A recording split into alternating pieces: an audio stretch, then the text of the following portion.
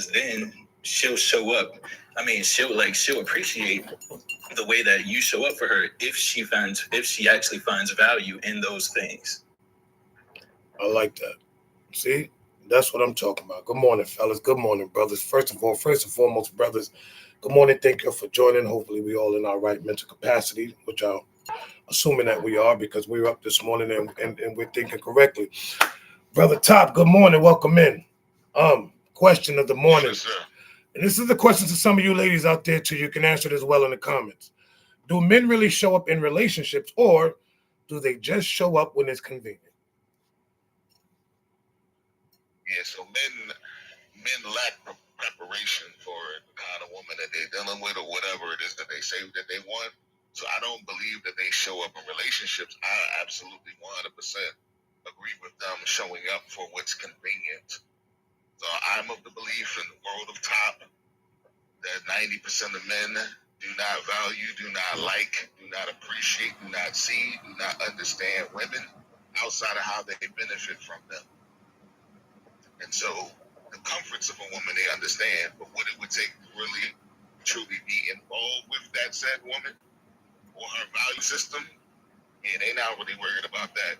So what Three the Hard Way said, and I appreciate what he said, I think that, if you claim to be a leader as a man, then this is the value that I'm bringing. And either you deal with this or you don't deal with nothing. And you should tell the woman that from the beginning. And if she accepts it, then that's what's up. And if she don't, then you can get her out the way. I land there. Your brothers, so y'all just coming in hot this morning. Y'all just coming in real light skin this morning, which is okay. I respect that. No. Yeah, I'm outnumbered, but it's still good. I don't mind. I'm light skinned on the inside. Nah. But do we really show up in relationships? Once again, it depends. It depends on the status of the relationship. That's a man shows up according to the status of that relationship. And I know they say we're supposed to lead in a relationship, but I'm not. I'm only leading you in marriage. In a relationship, there is no leader because it's just a relationship. So you can come and go just like I can come and go. But in a marriage, yes. No, let me rephrase this. I'm sorry. Do we show up in relationships? No. Do we show up in marriages? Yes. Because the relationship, being in that relationship, I'm just showing up because it's convenient. You're making it convenient enough for me to show up and do what I need to do. So yes, it's a conveniency for me. You're making me comfortable. You're giving me all the stuff that I pretty much need. Just like some of those women that I call the ones that are you've been with them what we call them? Can't get it out of my head. The girlfriends that are doing wifely duties. That's a convenient for me. If you're doing everything that a wife's supposed to do, but you're not my wife, yeah, I'm gonna show up. Yeah, I'm gonna show up the way that. What's up, class? Welcome in, sister. Good to see you, sister. I'm gonna show up that way. And I know it's sad, but there are men that are showing up exactly this way. If you as a woman is going to come in here and do all the wifely duties, you just made that whole relationship convenient. You made that convenient for the man. And then you want to call it a relationship. In your eyes, it's a relationship, but for him, he's just showing up because it's convenient. You're giving me everything that I pretty much want, that I need. You give me all the stuff that I need, and guess what? I'm going to accept it. Why not? Why am I going to bite the hand that's feeding me? Why am I going to turn my back on something that you just made so easy for me to do? With no fault, and you're not even holding me accountable as a woman. Hell yeah, I'm taking that in a heartbeat. But the moment you make things tough on a man, the moment you make that man actually show up correctly in that relationship or in that marriage, it's a totally different thing. But I'm not blaming women. Trust and believe, I'm not blaming y'all. But what I'm saying is y'all just make it a little bit too easy for these men to be in his to not even be calling a relationship. What you call a relationship, he's calling convenience. You're making it too easy for him.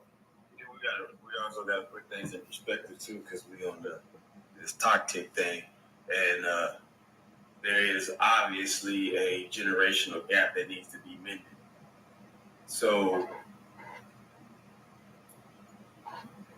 to not be obfuscate, which means be deliberate in giving a message incorrectly. Let's clear this up. We're sharing our opinions And a lot of it is coming from, one, anecdotal experiences, two, not understanding the transformation of time that really took place. Women and men alike are not really catering to each other like that these days. So in this discussion, when we're talking about men being performative on the basis of, are we showing up? One, let's be honest, in today's time, we're not even really getting involved. So there is no showing up. I don't have to be performative or succumb to a circumstance. Nothing times nothing equals nothing. Nothing plus nothing equals nothing. Nothing subtracted from nothing. Still nothing. No matter how you flip them zeros, it's still gonna be a zero. So my thing is, we're talking about a particular case and scenario. Now, in said scenario, men are showing up either way. They just are. They're showing up because that's what they've been doing. And then they're showing up because, hey, I need to make this situation look better than what it really is.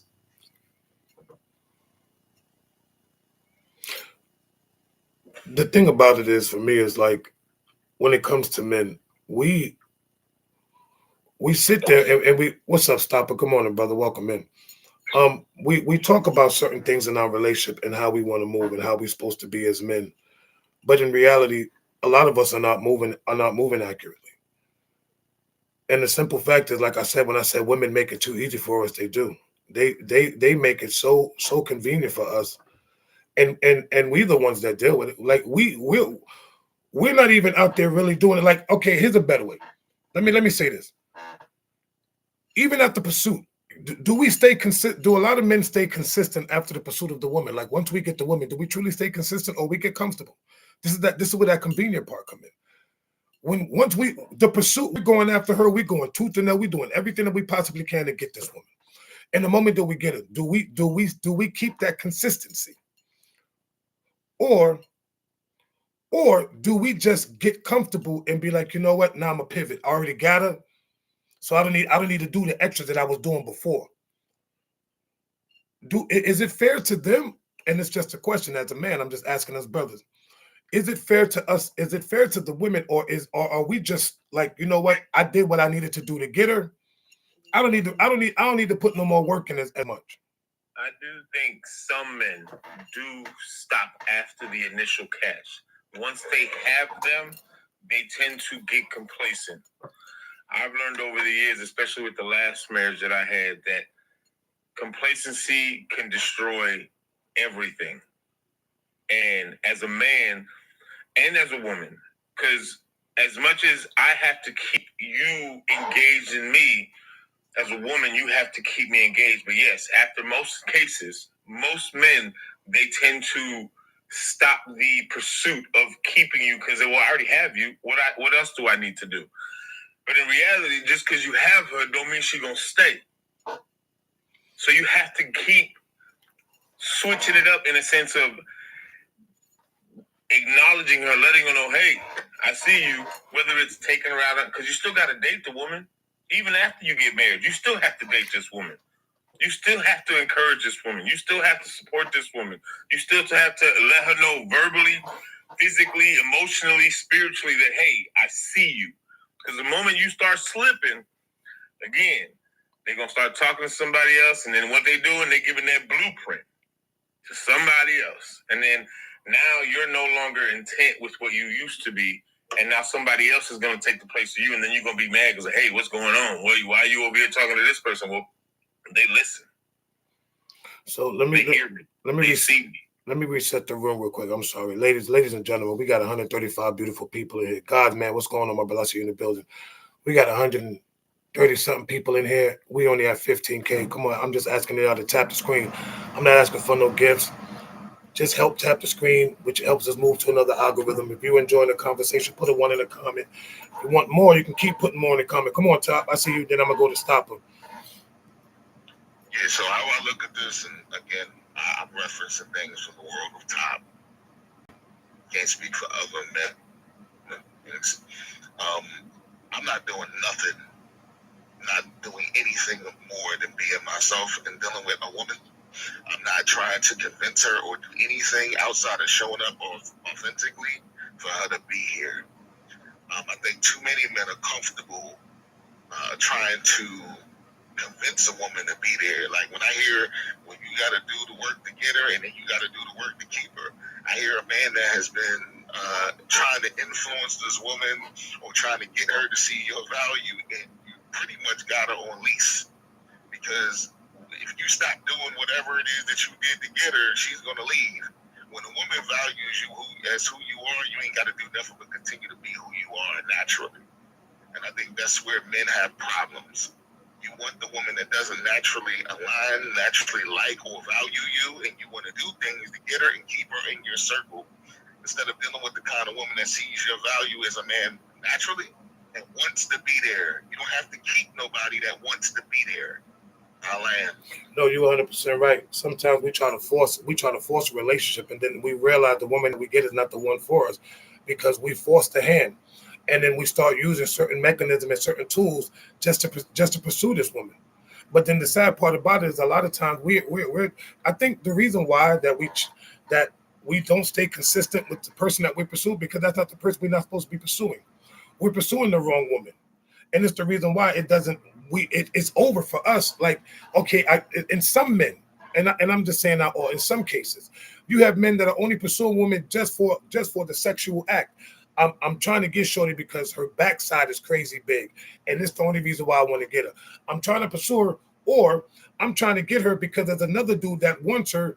So guess what? I want to get her because I don't think he deserves her. But then, do you, as a man, have to ask yourself, do I deserve this woman, or am I pursuing her for all the right reasons? A lot of times, like I said, we pursue women for all the wrong reasons, and don't even realize it, and realize it, and knowing that we're doing it. Because we know that we're doing it. But the sad part about it is when we pursue the wrong woman and then get caught up with that woman. Then what? What's up, Stop? Yes. No, that brother. So you spoke of consistency, and that's the problem. When you in character, you can't be consistent with that. That's not who you are. But when you naturally show up who you are, it's easy to be consistent because it's what you are daily, regardless of who's around or whatever. The right and wrong of things, it's who you are. So it comes easy. And I see people in the comments, so every relationship takes work. Yeah, building is the work, but not finessing a woman to be with you with lifestyle and all this other good stuff. And I'm not saying that you can't do things for women and all that, but it's not a situation in which where as though that you have to like it's excuse my language. It's tricking. That's really what it is. I'm gonna give you something so that you value me. And the minute you stop giving it to her, she's not going to value you no more. I don't understand why men don't love themselves enough to not be in situations like that. But I'll land there. Because a lot of us don't know ourselves. Why do you think we show up as representatives? Let's be real. Why do you think a lot of men show up as the representatives? Because we don't truly know ourselves and we're afraid to come as our true, authentic self. So we have to pretend. And I'm not saying all of us, but there are men out here who do not show up as their true, authentic selves. So then they come with these representatives because they have to represent something that they're truly not, and they can't keep up that persona. So guess what? I gotta come this way, and so she can see me this way. But guess what? At the end of the day, if she's not willing to look at you through her real eyes, and she's looking at you through another lens, then that's her problem.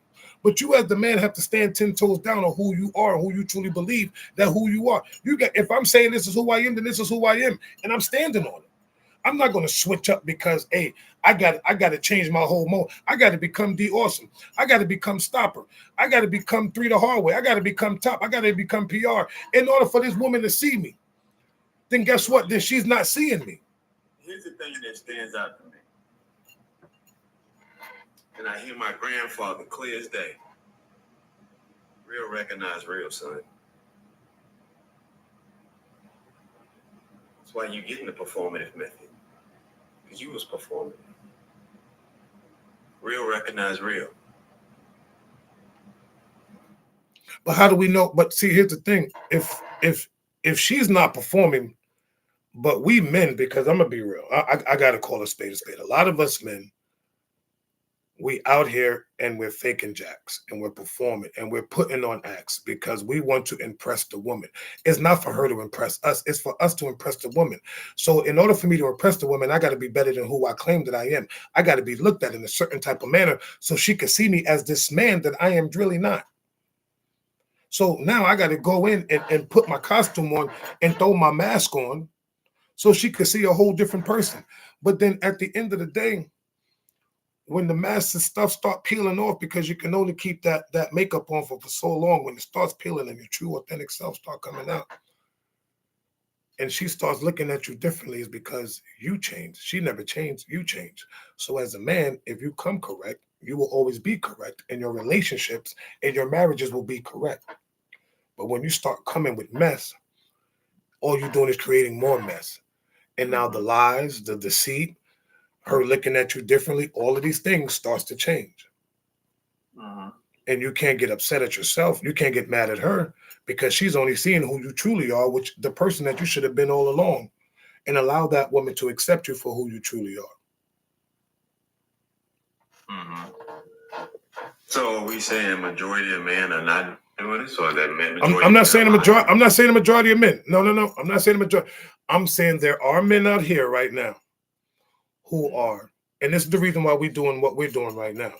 There are men out here right now who are putting on not masks, but entire costumes to project to these women of who they are, and they're truly not that type of man. And then when these women start to truly figure out, because like I said, you can only wear that costume but for so long. Right. Because either one or two things, either you're going to outgrow it or it's going to get wore out. Well, Halloween ain't but a day. Exactly. Right. So what happens is this man starts, his real self starts to come out in certain aspects, in certain situations, because we all have triggers. And there's going to be one moment where this woman may do something that's going to trigger you, and that's your true self is going to start coming out. And later on down the road, you're going to keep coming back and you're going to keep taking off layers of this costume till your true self come out. And she's like, wait a minute, well, Dad, baby, you changed. And you'll be like, I ain't changed. It was you, woman. You did all this.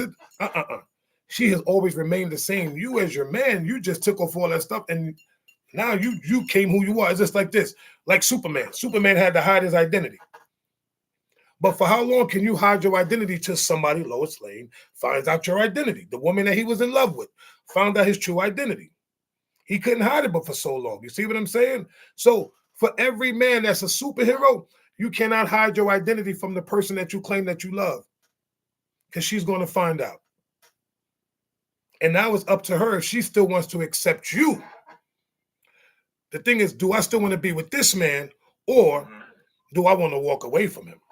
Well, I'm glad you brought up the Clark Kent Superman situation, because Clark's ass was always around. Clark was of servitude. Clark was of good stewardship. Clark was of full-on presentation. But who did she desire? Superman. Superman flew by night, gone in an instant. Clark, he wasn't him. Clark was just a good friend. So when he was in his authentic form, we gotta have that discussion too. Yeah, but if I'm all good for giving the work of, yeah, we ain't doing this, we ain't doing that, but let's get to it. But he still had to lie to her in order for him, because if he would have just came up and told her, listen, I'm Superman, but I'm using Clark as an identity for the world, because I don't want them to truly know. It's a difference. Hey, stop him. Come on, stop it. Come on, stop it. Hello there, gentlemen. I was literally shaving my armpits, but I guess I'll speak now. Thank you for having me. I don't know the topic, but so the topic is this. So here's the topic. So it's a two-part.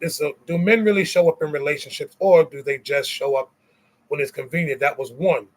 And the second one is, So I made a comment is like, can he remain consistent after the pursuit is over? Okay. Believe it or not, Brother D just stole my answer. Because he's light skinned and I'm inspired by him. Now, what I'm hearing is a lack of self esteem. The majority of us are walking around here with no self esteem. Sometimes we'll be confident when they have a little money in the bank account, they have a little degree, they're confident. Then they think that they're Superman when in fact their kryptonite is realness. Not, what was it Lex used? Not kryptonite. It's the light that shines on them, and then you see that their confidence was surface level. There's a reason why deep water doesn't brew around. It remains calm because it knows death. It's shallow water that goes crazy. Now, when I meet a woman, I know the things that I am capable through Christ who is in me. I tell her all of my flaws. I lead with all of that. That's my Clark Kent. She sees the weird me. She sees the dork in me. I want her to understand me. And that's why I tell people, be with a woman who understands you. Now, when she discovers that I am in fact Superman, she'll know that she's landed. I don't need to tell her that I am Superman. I need to tell her my flaws. Hey, I'm a weirdo. I'm this dude. This is who I am. All of my filth, the foolishness that I have done, all the crap that I've done. And besides, we need to get out of the mindset. I am not chasing anybody. If I have to chase you, that means you don't want to be caught. Why am I chasing you? I show you, hey, I want to know who you are. You stand still, know who I am. That is courting. I don't need to go have $800, $1,000 dinner with you. I don't need to take you over there to the fish or to take you to Poppy Stick. I don't need to take you all to Giselle and all these other places. Why? Why? To show you that I got something that won't last long. I may have it today, be gone tomorrow. What precedent am I pressing forth? To show you that, hey, I can take you out to eat places and then, make your lip like a fish, and put it on the gram, put it on tickety tack. Hey, he took me here, he took me there. To what end? That is confidence. Now, that self-esteem, knowing that, hey, you know what? I have death. I have death over here. Can you sustain when we go into deep water? In the shallow water, we can stand. Everybody see us in the water standing. But in that deep water, look at here. You're going to need an oxygen tank to come down because it is deep. Oh, my bad. I'm talking too much. I'm going to land right here. No, you good, brother. You're preaching. Let me say this, though. When it comes to this Superman thing, and I get what your brothers are saying, I respect it. But I have a different opinion, which is okay because we're here to think differently. If he knew that Lois Lane was the so-called love of his life, then he should have just came as Superman himself instead of having her find out the truth. You see, it's a difference where Clark showed up in so many different ways, and I respect that.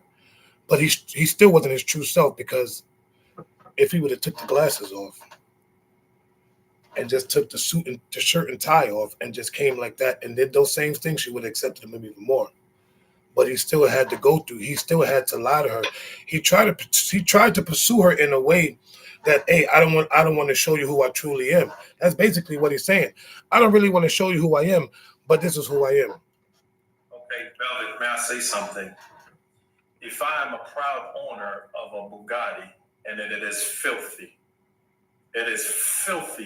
I went through a storm. It's got mud in it. You can't see the word Bugatti. You can't see exactly what it is. However, you are able to identify it to be a vehicle, an automobile. And I said, hey, would you like a ride? And you looked at me and you said, hell no, I don't want to get in that filthy car. Now I go to the car wash, you see it, same vehicle, same me driving it. But you failed to see the value in me. You failed to understand that it was a Bugatti before your presence.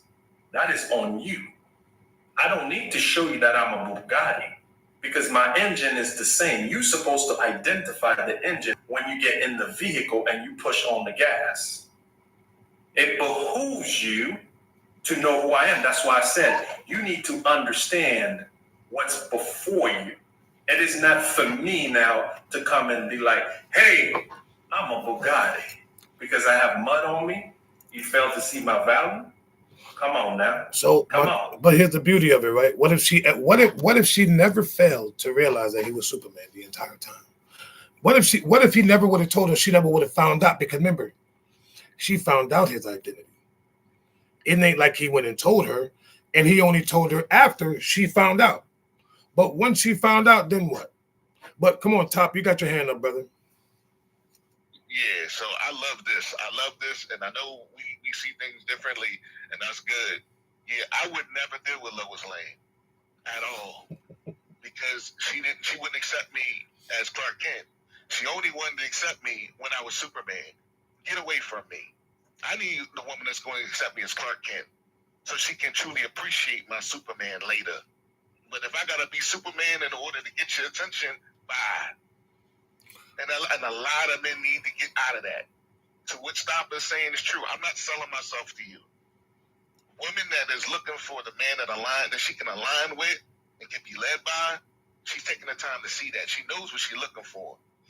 And she sees that in Clark Kent. It don't require me to become Superman in order to be valued and accepted by you. And a lot of black men think that's the way. So what you do is you set yourself up to be a lick. That's where that conversation of, well, I got to keep being and doing this, that, and the third to keep the woman. Get a woman that appreciates your Clark Kent. You ain't got to be Superman 24/7 in order to keep her. That's what I wanted to say about it. I'll land there. Now, I love it. Listen, I love this. And this is so true. Y'all brothers this morning. But here's the thing. What we forgot is this. Lois Lane was already in love with Superman. She put Clark Kent in the friend zone from the door. He walked in love with her. See, that was his fault. He came short. He was already in love with her and tried to prove something to a woman that was already in love with someone else. So that was his fault. If he would have came correct, he would have had the woman. But he chose to be like, you know what? I want to switch up to show her a different me, to see if she fall in love with this person instead of fall in love with the person that I truly am. And she never liked Clark. She always liked Superman. It's a big difference. And sometimes, just hear me out. Sometimes a woman, right? I know it's gonna sound weird. No. A woman will like you, but you don't even understand that she likes you. So you want to perform. What's up, Sid? What's up, Hill? You want to perform as something else. And now she's looking at you like, that's not the person I like. I like this person. Sometimes they tell us the person that they like, and we turn around and be like, nah, I'm trying to be this person for you. Stop trying to be. My thing is this: stop trying to be a person that you're not for somebody that wants to grow you. Is what I'm trying to say. She didn't want Clark. She wanted the real man, which was Superman. But he chose to be Clark and try to pursue her that way. And that's not what she wanted. So is it her fault for what she wanted? Or is it our fault? Or is it Clark's fault for trying to be something that he truly wasn't for a woman that he wanted in a whole different form? And in reality, the costume still would have came off. Because once she really, you see what I'm saying? Regardless of the fact he was playing a game, I'm going to come as Clark Kent, but I'm really Superman.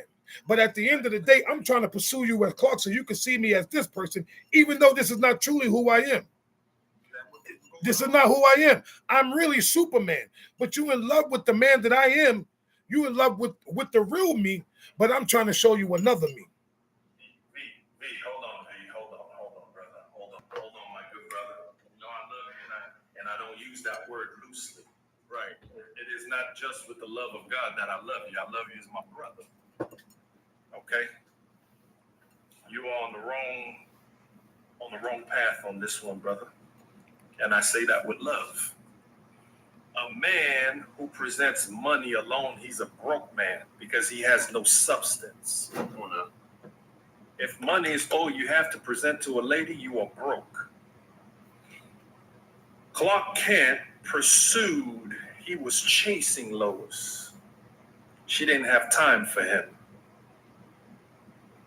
She didn't have time to understand that he was in fact Superman. When she laid eyes on Superman, who was glowing, who was Superman,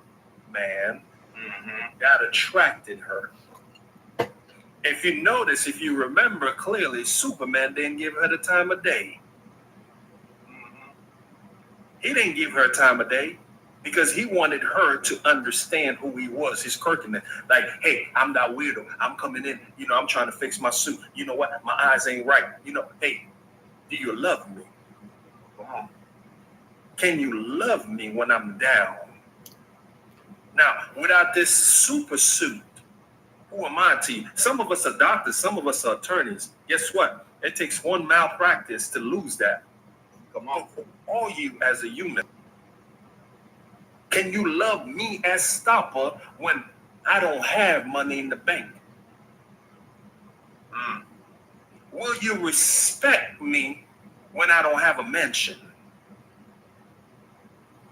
When I'm not driving a Bugatti? Now, are you going to be as proud next to me sitting? I ain't attacking nobody in a Toyota Corolla. Are you going to be as proud to take a selfie while we're eating at McDonald's? That's what he was trying to show. Because it's heart posture. What is your heart posture? I don't want you to want me when I'm up top. Want me when I'm struggling to make my way up there. Oh, I may even be up there already. Now, what is your heart posture? I'll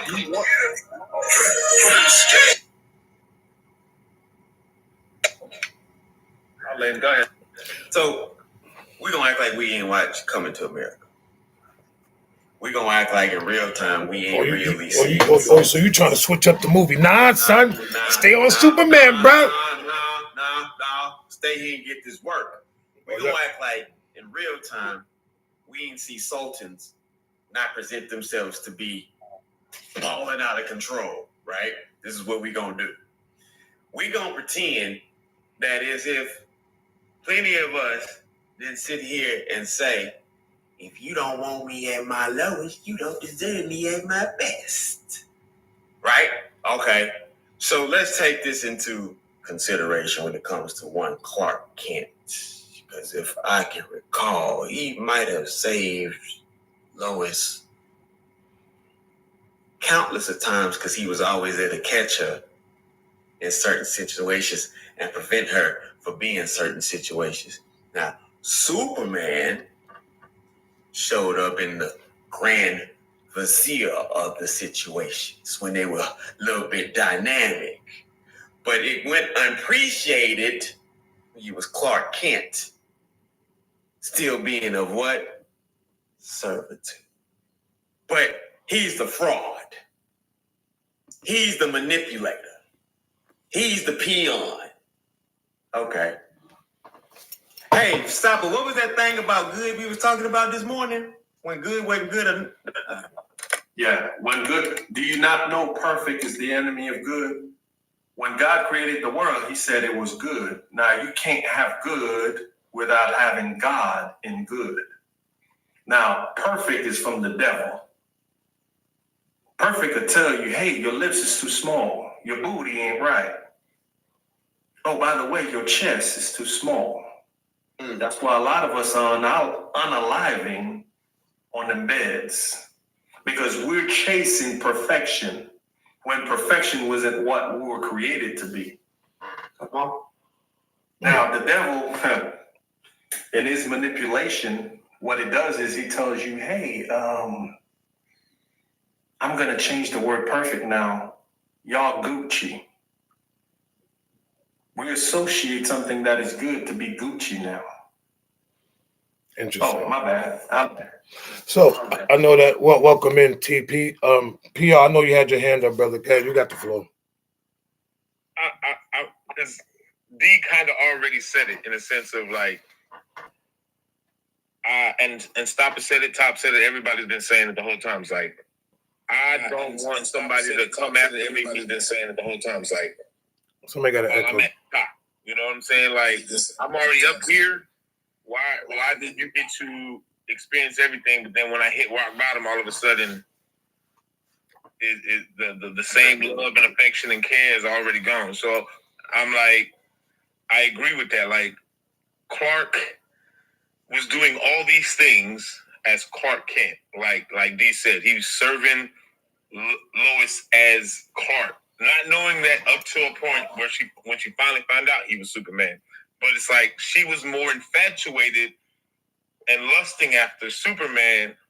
And then when she found out that Superman and Clark Kent are the same person, all of a sudden she got a switch up.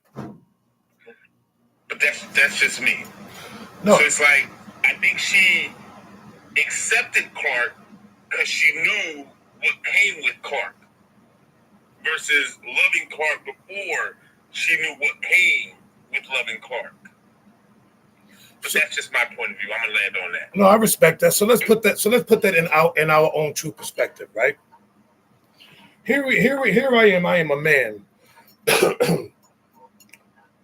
I'm pursuing a woman, but I know who I truly am. I'm a multi-millionaire. It's hypothetical. I'm a multi-billionaire. I got money out the yin yang. I already know what I can get any woman I really want if I pay for it. Excuse me. So now I'm stepping out. I don't want to be seen. As a matter of fact, we could use the Coming to America analogy. Come on. Now I'm coming to a whole nother country, but I don't want them to see me for who I am. I want a woman to fall in love with me for my genuine self. So what I'm going to do is I'm going to pretend to be something that I'm not. So I want this woman to fall in love, even though my emotions and how I feel is real, but who I truly am, this is not who I truly am. So I want her to fall in love with me, not my money. Right? So real quick. Right?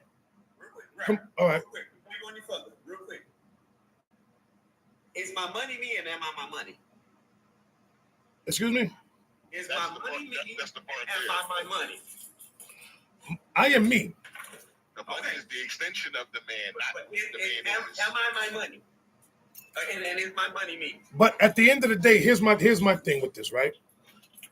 Even if I got money and I'm pursuing a woman and she knows like if you're that's you as a man, where's your discernment to figure out if this woman truly wants to be with you or she wants you for your money? See, that's the biggest thing. It's not me not showing them that I have it. You know what? I want to show you what I got.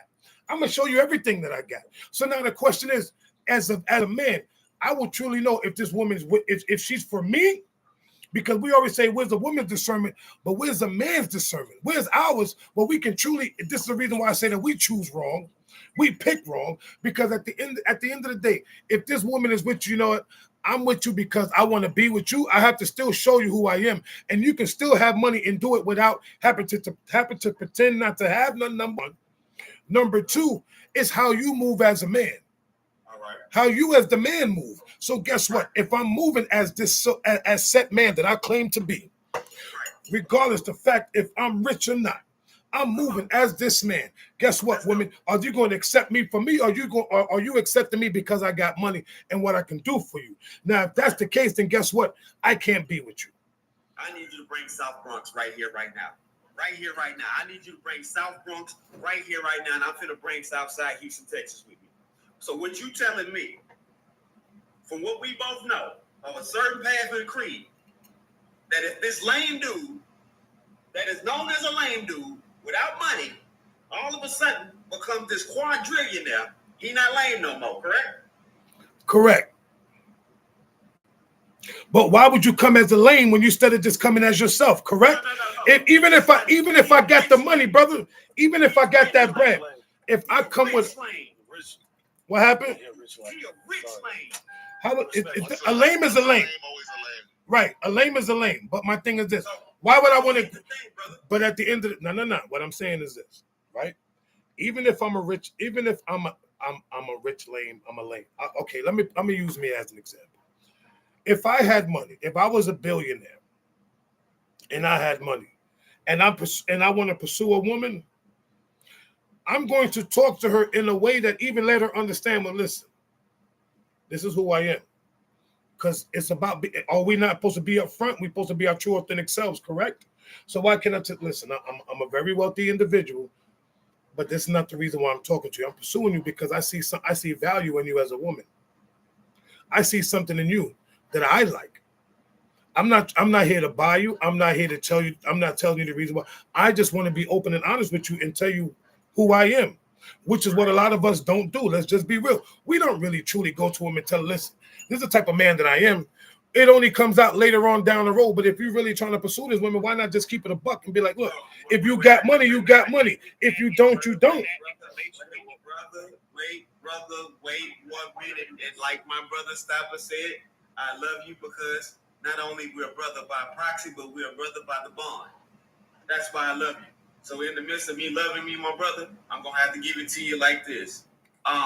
We just got through speaking on the women not doing too much too soon.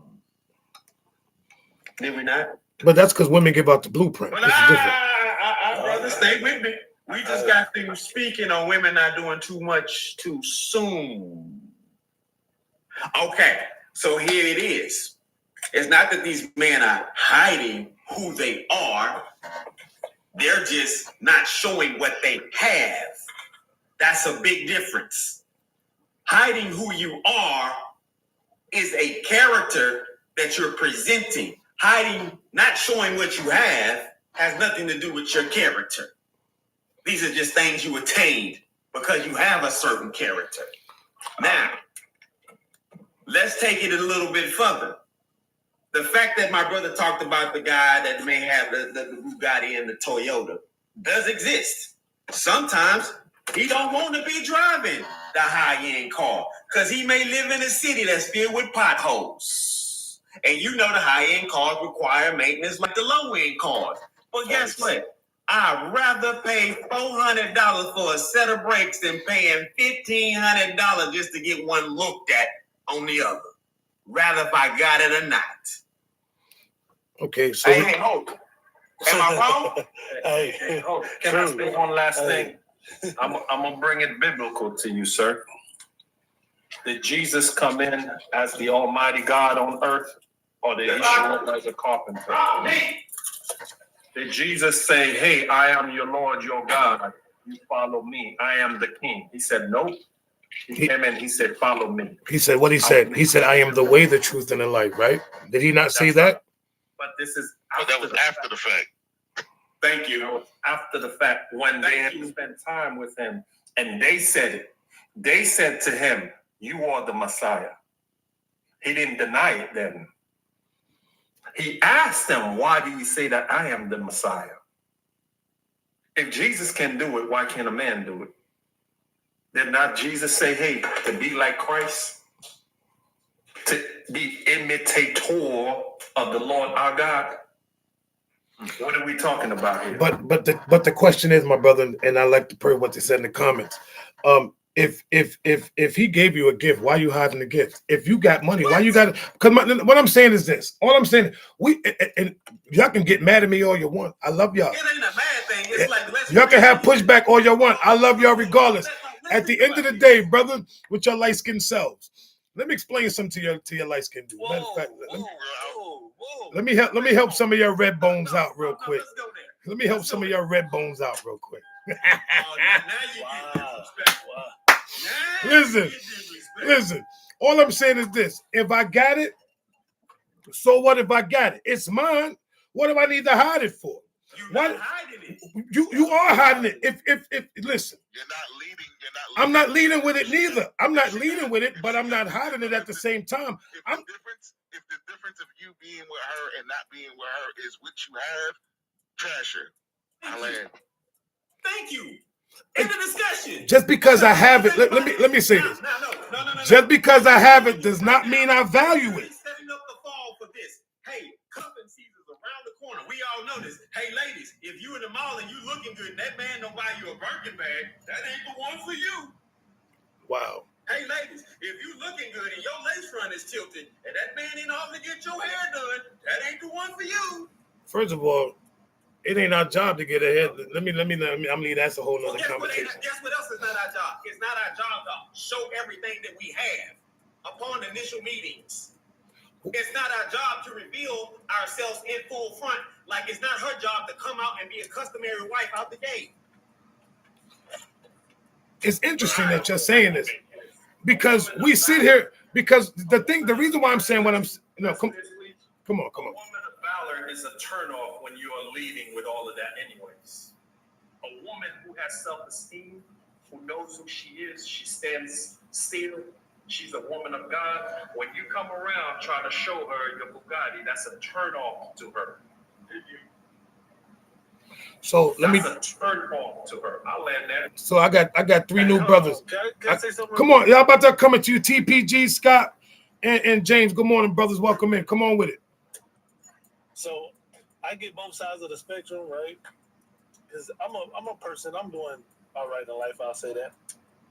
I have my cars, right?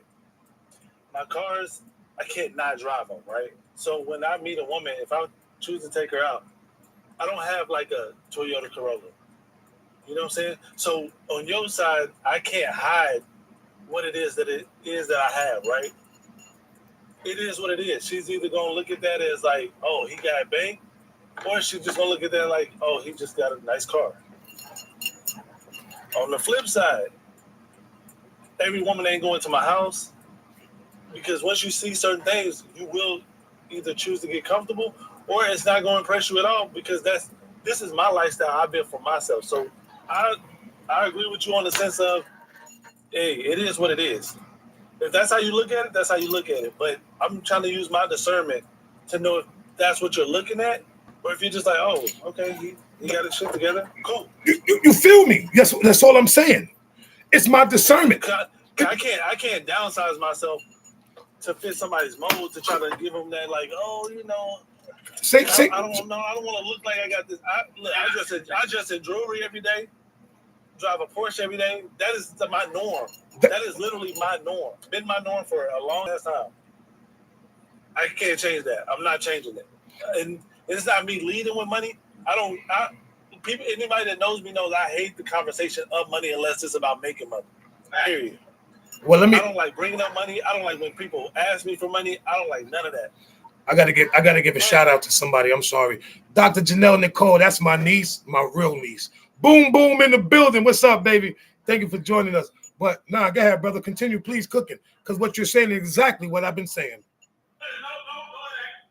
It's exactly what I've been. Listen, I'm gonna tell you why. He said he's coming as who he is. He can't help it. That's who he is. And his discernment says, once again, if you see some, brother, say that again, because that. So, like, what I learned, this is just from my dating experiences, not everybody. There's women that are impressed, and there's women that don't give a shit about what I got. And those are the women that I typically ended up with. There's the people that it just doesn't impress them. They're just like, oh, he just got a nice car. Most of them won't even know the name of the car. What is that? It looks nice. I like it. Cool. I'm like, this is my norm. I'm not going to change it. It's going to only get better from here. So whether I was driving a Lambo, Porsche, I wouldn't drive a Bugatti. Just I looked into it, too much maintenance. I hard passed on that dream car went out the window. You know what? It is what it is. Like, you either going to accept me for what comes with me or you're not. But to minimize myself, I'm not feeling that. I do believe that you cannot show everything, but there's some things you can't help but to show because that's who you are. That is, like, the materialistic things don't define me, but they are my norm. These are a part of me. And that's all I've been trying, and that's all I'm trying to say. They trying to say you ain't saying the same thing. Listen, he's coming as who he is. All I said was this, and once again, come as who you are. You don't have to be like this. Just because you tell a person what you have or how you get down doesn't mean you value that. That's just what I got. I don't value what I have. What values me is me. What makes me me is me, not with the things that I have. I don't value my truck. I don't value my home. I don't value my job. I don't value the money. I don't value none of that because these are necessities. I don't value the necessities. And that's what this brother just said. And that's what I've been trying to explain. But people are like, nah, that's not what you said, because you only hear what you want to hear. At the end of the day, you have a Clark Kent and a Superman. No, we just have a Superman who's not pretending to be Clark Kent. It's a difference. That's the pretending. I'm a Superman pretending to be Clark Kent, or am I really Clark Kent pretending to be Superman? Pick one. So let me ask you this, brother. If you came into a building, me and you walked in side by side, and we saw somebody mistreating the janitor, right? Just talking crazy to the janitor. Move out the way, bum. You just, and we like, wow, really? And then we go up to the top floor with that same disrespectful person just to find out the janitor was the CEO. What do you say to the CEO? Why ain't you telling people you was the CEO of the building? Why you pretending in the first? See, it's the thing with me is, and let me reset. Come on, ladies and gentlemen. Real talk. We've been on here at least an hour. We only have 59K. I'm just trying to get to 100K likes. Can we just please help tap the screen? We ain't asking for no gifts. We ain't asking to bless the panel. All I'm asking you is just to bless this live with your fingers, tap your screen, repost it, share the live out. And if once again, if you are enjoying the conversation, please put a 1 in the comments. But hey, Velvet, before you go, real quick. I'm not going nowhere. I'm staying right here. So I'm a landscaper by trade, right? There's been tons of clients that they see me in landscaper form, right? They see me all the time. I'm just in landscaper form. I'm masked up fully. Like, you can't tell if I'm black or white, whatever the case may be. I go there to like go sign a contract, or I go there to go talk to them. I am dressed to the nines. Oh, who are you? Oh, I'm the landscaper. Huh? No. Yeah. Is that your car? Yeah, that's mine. Oh, wow. I didn't expect.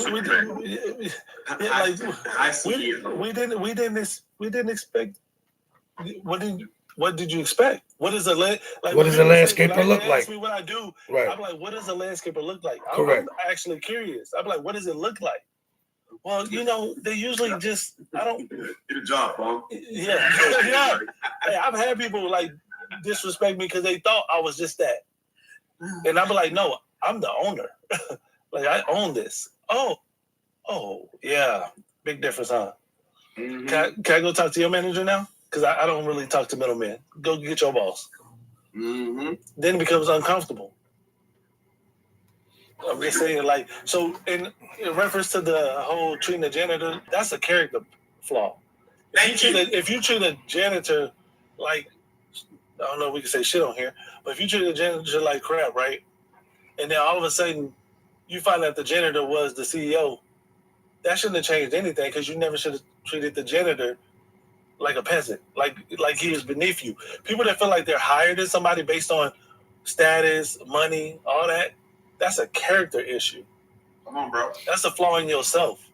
That's not a flaw in that person, because that person's gonna be that person and you're gonna be your person. But if you mistreating people because you feel like you're higher or holier than thou, that's a character issue, and I'll land. It's true. And come on, let me do top, and then I'm gonna go to the bottom three because the brothers need to speak. Please keep tapping the screen. 174 people in here. Can we get these shares over to 100 real quick? Like, all you gotta do is hit that arrow down there to the bottom right, hit repost, and hit share the story. That's all we need when you get these shares over 100. Also, he ain't gonna say it. I'm going to say it. So blame the light-skinned guy. Okay, I'll be the bad guy. It's nothing new for me. That gift gallery gotta get knocked out, y'all, because if y'all don't, they will disrupt the live with all kinds of things. So please make sure we get that gift gallery knocked out. For those who don't know, all right, we gotta have this activity on the live first and foremost. So don't listen to the chocolate guy, right? Listen to the light guy. God knows what he's doing. All right, so get those hats. It's got 50 hats that need to be knocked out. They're only 99 cents. We got enough people in here to knock that out real quick, like. All right. So top, right? What he said. So I'm gonna go to top, then I'm gonna go to Scott, James, Brian, and what's up, State Lady? Come on, brother. I'll just say this because it's very important to men. It is. You are valuable than anything that you can attach to yourself.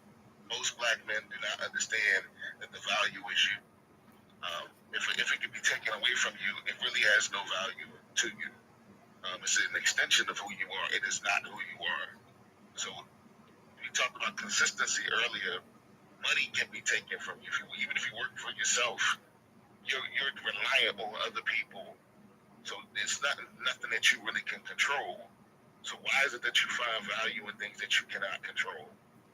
Find value in you. Lead with the value that is you, that you can consistently show up with all day, every day, like no matter what the circumstances is. Why is it that men are so uncomfortable presenting in who you are? And it's because you don't feel like you'll be valued that way. You don't think that's the value. The Bugatti is the value. The chains is the value. The lifestyle is the value. That's not you. It's not you. It is not you. You are the value. Love yourself to understand that you are valuable. Without any of these things, you are worthy of love. You are worthy of consideration and acceptance. Without these things, because it's not a guarantee that you will always have these things, but the guarantee is that you will always be you. That is what you should be operating and walking in. When men are comfortable to walk in the world as they are, the world opens up to you. The woman that values that, that's the woman that you deal with. Yeah, she may not look like Lois Lane, but you'll be with the woman that's suitable for what you got going on. And I think men are just too selfish and really just too much of a coward to really operate in who you are, because you think that the jewelry and the money qualifies you. God qualified you already. I land. So let me ask the gentleman a question. I'm gonna flip back to something. Can a man really love a woman and still fail to show up for her? Yes. Absolutely. Every day, you imperfect. Listen, hey man, drop me. So what I'm saying is, can a man love a woman and still fail to show up for her? And you're saying yes. So let me hear from the brothers on the bottom. Come on, Scott, what you got on this? James, what you got on this? Brian and Stay Lady, what your brothers got on this? What you define show up? You know what we mean by, you know how women want you to show up for them. How do you show up for? How do you as yourself? And you have to put yourself. This is just us being accountable and being vulnerable a little bit. How do we show up for our women? And if we don't show up for her, if we fail to show up the way that we say that we are men, this is how I show up, but yet you fail that, can you still love them?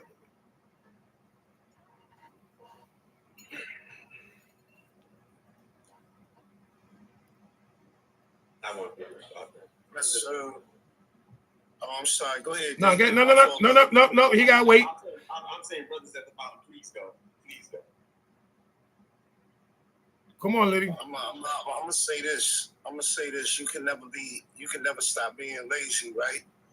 Like a lot of brothers, you know what I'm saying, they get lazy in their relationships. You know what I mean? I find myself as a husband sometimes getting lazy. You know, first of all, you got to take accountability for the things that you're doing, right? You wake up every day and all that. She expects certain things, you know what I'm saying? So, you know, I kiss my wife every day, you know what I'm saying? Like, I kiss my wife more than 2-3 times a day, you feel me? So she used to that. She used to me sometimes, you know what I'm saying, making dinner every Wednesday and Friday, you know what I mean? At least 2 or 3 times a week. She used to that. I participate in doing things around the house. She's used to that. Used to little dates here and there. You know, it's the small things. But when you stop doing that, they notice the little things, not the big things. Fuck materialistic shit. Hey, you know what I'm saying? The language. Things. But come on. Oh, my fault. I'm sorry. My fault. It's all right. So forget the materialistic things, right? The big things, right? They're not, well, mine at least is not looking at that, but it's appreciated. But the biggest thing is just being lazy, man. You know what I mean? When you get comfortable and all that and you stop doing those little things, you know, it turns into big things, big problems. And you don't know why, because you feel like that you're doing all the right things, but you're not. I land. I like that. I guess I would say it this way, man. I think, how you define showing up that's a whole thing. I mean, you could probably do 2 hours on that, right? Because you got two people in a relationship, and it could be one thing to one person, one thing to another person. But I guess I would just say this. I think there's a difference between results and effort, right? And I think for a man, at least from my perspective, for a man, when you truly love a woman, that gives you a lot of motivation. So the effort will always be there. If you are truly in love with that woman, the effort will always be there. Now, that don't say anything about the results, right? You can want to show up. It could be in your heart to show up, but maybe you're not capable of it for whatever reason. So that's not about your love for your woman. That's about your love for yourself. Right? So I think a man has to first love himself, and this is everybody, right? You got to first love yourself and give to yourself, so that you can be an effective person, right? In business, I always talk about being effective, because effective is one of the most important things that you can be, right? Like the book 7 Habits of Highly Effective People. I can love you emotionally, and I can want to be there for you, but am I effective at it? And my ability to be effective at it has to do with, what am I giving to myself? Am I educating myself? Am I growing? Do I have goals? Am I working to achieve them? Like, who do I want to be as a man? Am I in tune with that? Like, do I have a vision for myself? Not just do I have a vision for my family and for my wife, but do I have a vision for myself? Am I in touch with my relationship with God? Like, what am I doing for myself? Because that's going to help me be effective in being there for the people who I love in my life. Yo, I love that. Yo, he that was he hit that on the head. Hey, Velvet, I do want to add something, though, because the brother did touch on something that I forgot, right? And that is working and building on yourself, you know what I mean? Because sometimes sometimes our foundation, even when we go out to work and we go out into the public, it can tear us down sometimes. You know what I'm saying? So sometimes not sometimes, or all the time, we got to find self-control, too. You know what I'm saying? Like, we don't have any self-control mentally, because sometimes we can go through mental things too, and they don't know. And sometimes as men, we don't like to talk. We don't like to talk about it. We don't like to be, we don't like to have too much communication sometimes. And I think that's an issue too. I think when it comes to failing to show up, is that we failed ourselves. We didn't fail her. We failed ourselves. And like the brother said, sometimes we gotta examine ourselves where we're slacking and where we're lacking as a man. It has nothing to do with the woman. And the sad part about it is sometimes we are so hard on ourselves. For those that know themselves, if you are really hard on yourself, you always sometimes feel like, yo, I'm failing her. And in reality, you're really not. But that failure makes you stronger, and it makes you want to pursue, and it makes you want to get better as a man, to do better for her, even though you're already doing good. Because sometimes, and this is to some of you ladies, your man wants to be validated for some of the things that he's doing. Sometimes just letting him know that you appreciate him, telling your man, listen, baby, you're doing an amazing job. Baby, I love you for the things that you're doing. All of these small things play a major part in that man, and that's also helping that man build more structure within himself. It shows, like, guess what? I have a partner that sees me, not just seeing what I'm doing. I have a woman that sees me, and she appreciates me just for being me. Sometimes you should wake up in the morning and just tell your man, baby, I just appreciate you for being who you are. That would go a long way. That would make that man's day even. You don't even know some of the smallest things, or the smallest thing that a woman can say to a man, not do, but some of the smallest things that y'all could say to us will make our days a whole lot better. That simple, baby, I love you. Baby, good morning. I hope you have an amazing day. I hope your day is better than yesterday, even though he know he's going to work and is about to have a hard day at work. That hard day will become so easy and so subtle, because a lot of things that y'all women say to us makes us want to come back or makes us not want to come back. It's a difference. So in reality, in the household, who makes the biggest difference? The woman. With what you're saying, the moment that either we're leaving or we're coming in that house. Y'all set the tone. We don't. Am I right or wrong, fellas? Hey, that's why they tell you to speak life into your man. Come on. Man, the power of the words from a woman is.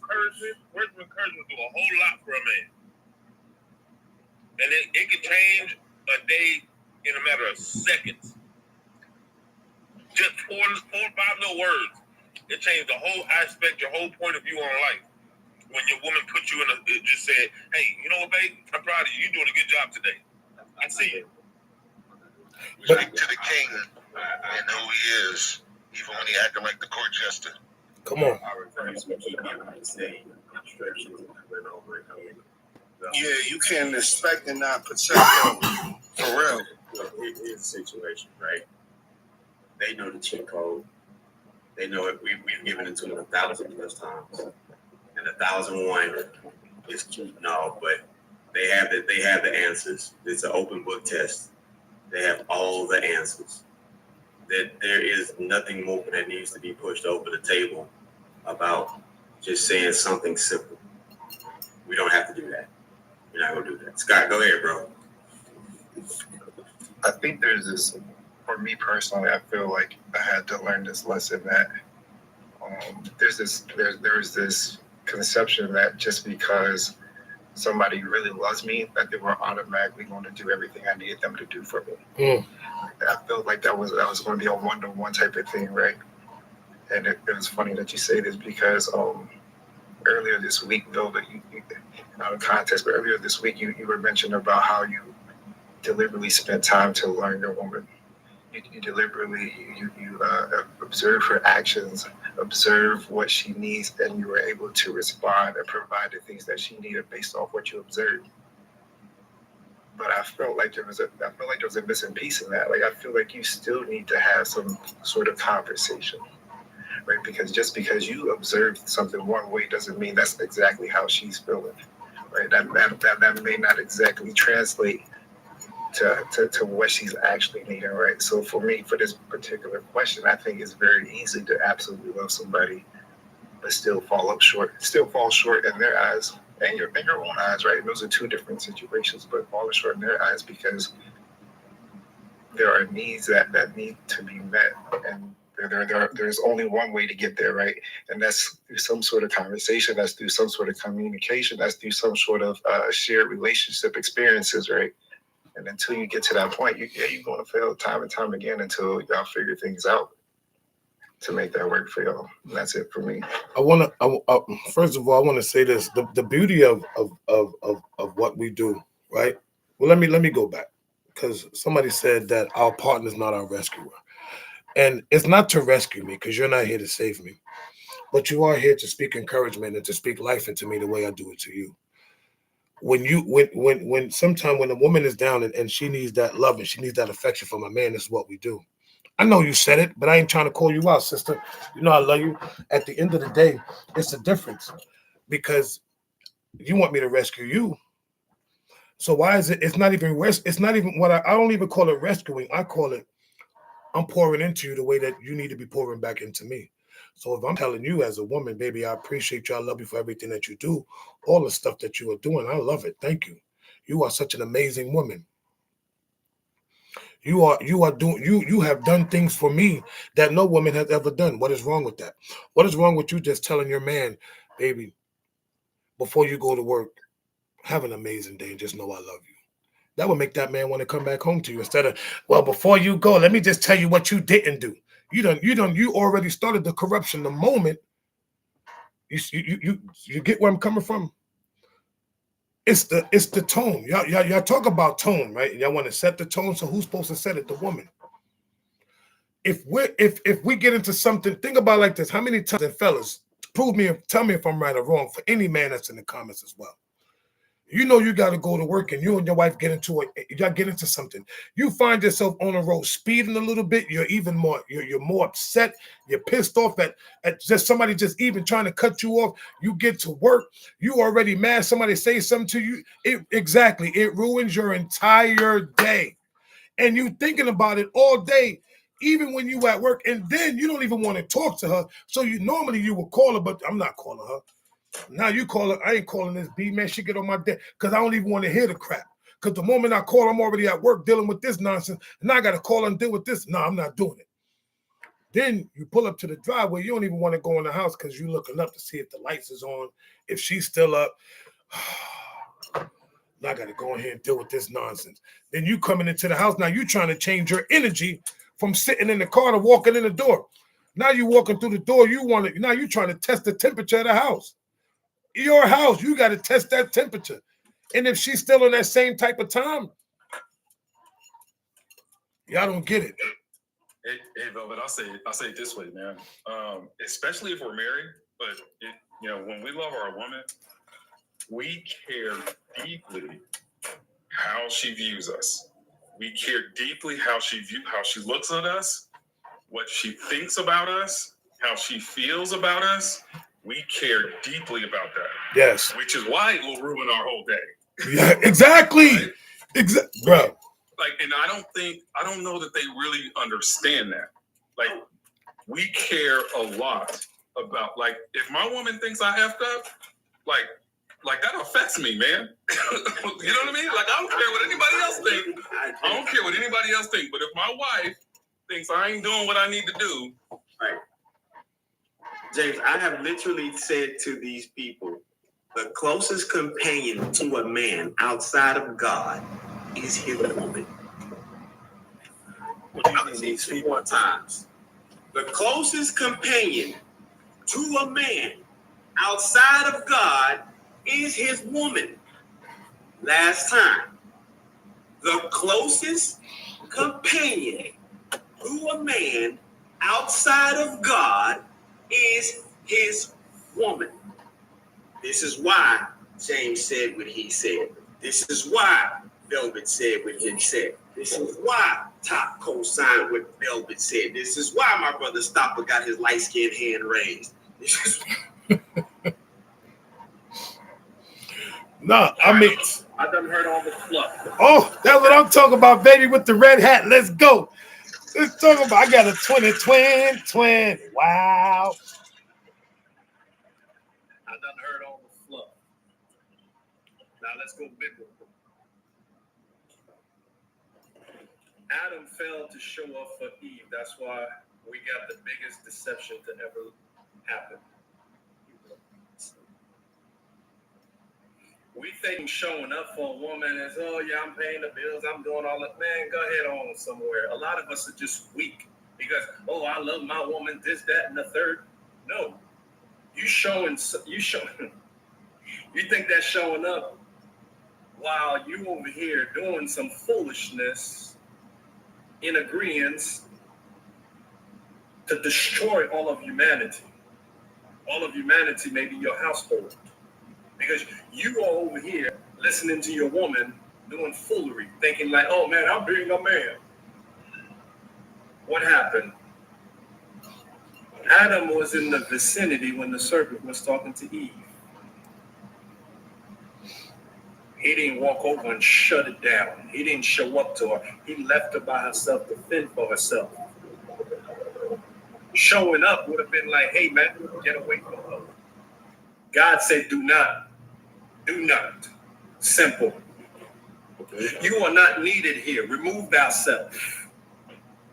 But we over here, we thinking, oh, showing up, I just let her be. I let her go ahead. No, man, let's cut all that foolishness, man. What is showing up? Do you not know the male lion shows up even when you don't see him because he's watching what's happening with her? Yep. Yet she's the, how you people love to say it, the provider. She goes out and hunt and brings food to feed back the family. Meanwhile, big boy lion, male lion, sitting there watching his woman. But let somebody else come up, he gonna be there, right? That's showing up. Your woman needs to see that or know that you see her. You paying the bills, okay, that's cool and all. You don't even know your woman. She tells you do this, do that. That's not showing up, man. A lot of us are acting like sissies. I said it. Say it again. A lot of us act like sissies. One more time for the woes in the back. A lot of us act like sissies.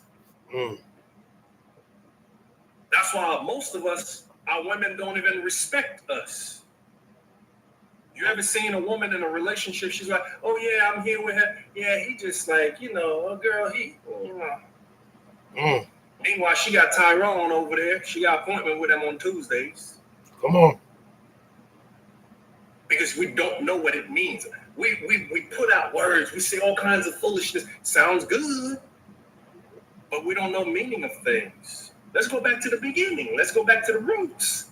The roots. That's where I'm going. That's where I'm at. That's where I'm at with it. She was being tempted. He's over there. He's not showing up. She brings the fruit. He knew not to eat it. He knew not to eat it. But he was just showing up for his wife, for his woman. Now, going back, sir, I wanted to say this because I would be remiss if I didn't say this. The Lord has blessed me to be 6'3", sometimes 6'4". I weigh 236 pounds as of last night. I have been trained, highly trained in combat. And I'm highly trained in using weapons. I've traveled the world. I can unalive maybe 80% of the world's population. You would not know that if I didn't tell you that. And I usually don't let people know that part of my life. Do I need to walk around showing? No, that is part of me. That is not all that I am. So the subject before is heart posture, your self-esteem. Your self-esteem is different than that, your confidence. I look at a man and I'm like, yo, how am I gonna unalive him? Every damn time I see one. Good luck trying to take me out. But I don't walk around letting people think that, hey, you know what? He think he bet. No. For what? For what? For what? A lot of us are walking around. Yeah, we have a little bit of money. I've had money. I have had money. I've had the home on the lake with the golf course behind it. $1 million homes. I've had the luxury cars. But who am I? It's not a body of water that is deep, still water. It's not hiding itself. You see, it's it's water. You touch it, it's wet, it's water. But you don't know the depth of it. You don't know the depth of it. So when dudes walking around, girl, man, if money is all you got, you are dead broke, my guy. You are dead broke. So let's stop with the fluff, man. We're too old to be with the fluff. Let's get back to the word, because that is our sword. And I'm going to land there. I'm going to catch y'all in a little bit. All right. So, another question. Well, this is not even a question. This is something I'm asking each one of you gentlemen one question. I need y'all to be answering this one. Who are you when nobody really needs you? What type of man are you when nobody needs you?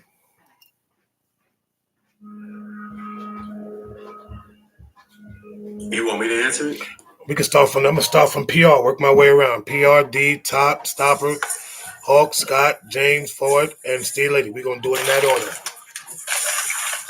Can you repeat the question? I was dealing with my child. Okay. I missed the first part of it. My question is this: Who are the men? What man are you?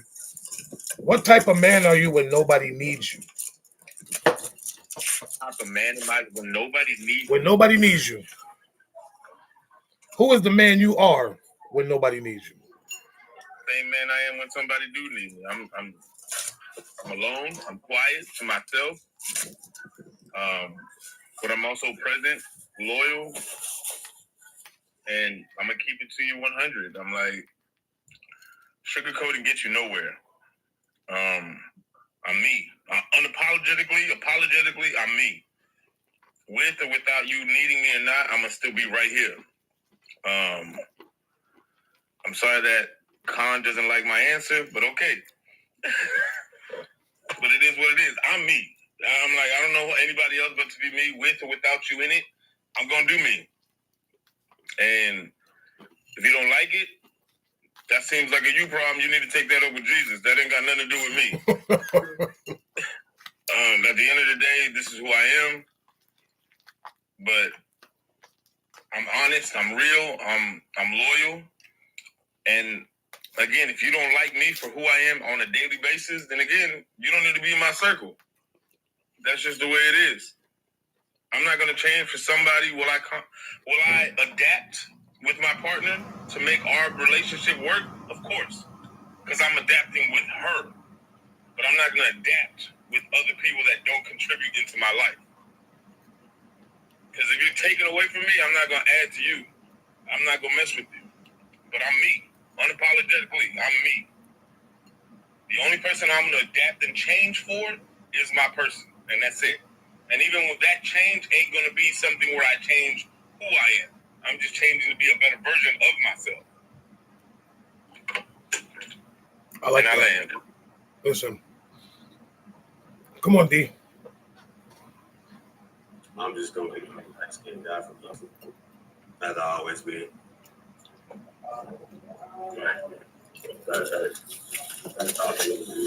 I'm not going to. Hey, D, we can't hear you, bro. Can you hear me? No, You deaf? a little bit. All right. Louder. Use your big voice. Hey, Little nigga. No, go ahead. with your small ear hole. Oh, wow. You know that's a birth defect. No, go ahead. Now, fellas, let's get back on track, please, gentlemen. No. I'm not going to do anything different. I am who I am. When I'm not needed, I'm just going to be listening to more music, reading more books. That's it. I'm not changing nothing. That's all. When I'm not needed, I just get to do more what I get to do. You already know. I go right over into that pond. I have my fishing pole. I grab a couple of cigars. And I'm gonna have my music. I'm gonna be with God. Where I am needed. That's where I need to be. I need to be with God. So with people, I'm not really bothered. I'm really not. So if the purpose is what the purpose is the purpose for me to be present, I'm present. If the purpose for me to be absent, I'm absent.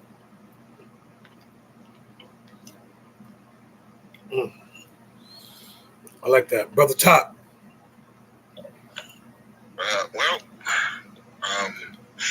I'm the snake and the dove. Not a good man, not a bad man, just a man that can choose either or. And I'm going to be whatever I choose to be, regardless of anybody else. So that's what I am. I land. Anybody else should speak.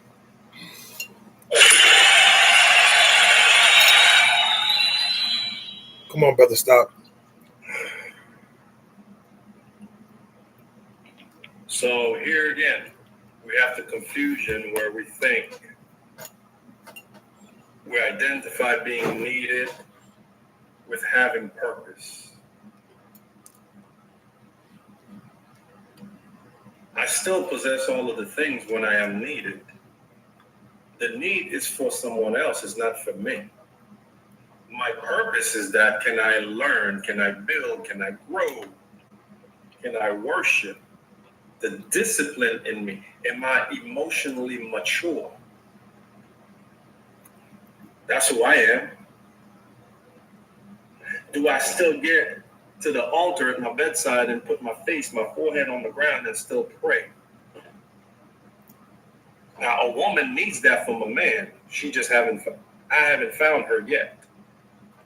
Am I in my purpose? That's who I am. It's the purpose. Now, you reap the benefits from my purpose. It's just like marriage has a purpose. Now, the benefits that comes from marriage is different from that of the purpose. You as the man, is it dependency? You're looking for somebody to have dependency on you?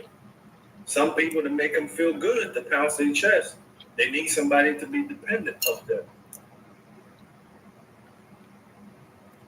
What about your relationship with God? When you feel the need that, hey, I need somebody to need me. You are looking for dependency. When somebody wants you or choose you, which I don't like that word too much, it creates partnership. Who am I? Didn't Christ withdraw from the disciples oftentimes a day to go be in solitude? But scripture tells me I'm supposed to be the imitator of Christ. So it behooves you to know my purpose and my qualities. You have to seek me. When you're operating out of confidence, yeah, you look for people to need you because it's your pride. But you are still who you are. A vehicle at the dealership is still a vehicle. It's still a Bugatti at the dealership. It doesn't need anybody to come drive it. I'm going to land right there. Oh, by the way, somebody mentioned something about communication. Again, there goes the deception. I could talk to you all day. We could be two educated fools. Neither one of us understand each other. Communication without comprehension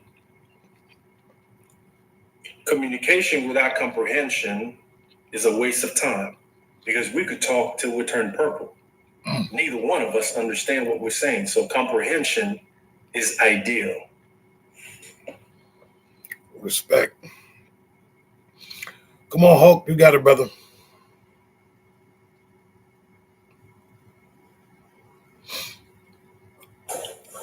Sorry, I was on mute. My bad. No, you're good, brother. But for me, when I'm not needed, I'm in a place of peace, a place of comfort, a place where I'm just trying to get close to the guy without distraction. It's just that simple. And I land. Scott? Yeah, I feel pretty similar to that, really.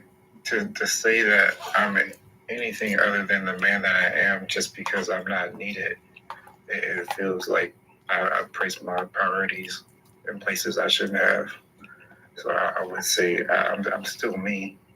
And that's all I got to say about that. But the James. It's a good question, man. I'll be honest, it's a deeper question than I think most people realize because, listen, I'm a certain age and I've been through certain things in life where I've had to grapple with this question that I don't think most people have. So if you think about a man and the things that men identify with their identity, right? Like father, husband, boss, right? So if you don't have adult children and you've never had the transition where your kids don't need you anymore, how can you answer this question? If you've never been divorced to, a woman you've known since your childhood best friend, and so she no longer needs you, how can you answer this question? Come on, brother.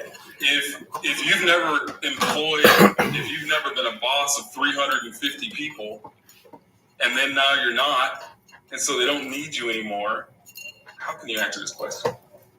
Reality is you can't. You can think about it and you can ponder it, but what I'm going to tell you from experience is that being needed is part of who we are. It is part of who you are. And so all of a sudden when you're not needed, it changes who you are. To think that it doesn't means you haven't experienced it, I promise. And from experience, what I'll tell you is it's a process. It's a process. You have to ask the question, okay, well, now that my oldest son is 30, right? Now that my youngest son is in college and has his own life, who am I? Who's James? Right? If center of my life isn't dad and boss and husband, and I'm just James, well, who the hell is James? What does James like to do? Right? And here's what I'll tell you, there's phases, right? There might be 4 phases, but I've only been through 3. So maybe I ain't gotten to number 4 yet. But what I'll tell you is that, especially divorce, you guys, divorce is one of the most traumatic things you could ever go through. I don't recommend it for anybody. But what I'll tell you is this: the first phase is this. It's self-discovery. You have to ask the question, "Who am I?" You have to do that consciously, and you have to go through this process where you search for it, right? And you figure out, who are you? Who is James? Just James, not James the dad, not James the husband, not James the boss. Just freaking James. What does James like to listen to? What does he like to eat? What does he like to do for fun? How does he want to entertain himself? I have no idea. Let's figure that out. Then once you figure it out, then you can ask the question, okay, well, if this is who I am, do I like that? Do I like me? Am I happy with who I am?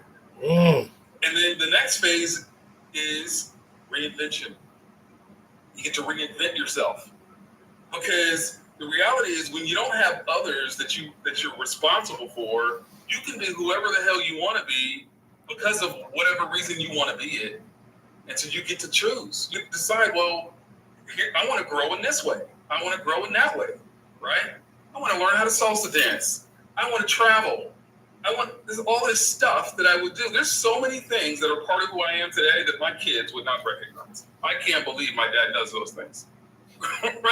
I'm shocked that my dad enjoys that, right? And so I'll just say, it's a good question. You're never going to know the answer until you're faced with answering that question. But I'll say this last thing. You know, I talk often about my experience in therapy. It's something I recommend for everybody. Therapy changed who I am. It changed my life. It made me such a better person. But when I started, my therapist asked me, James, why are you doing this?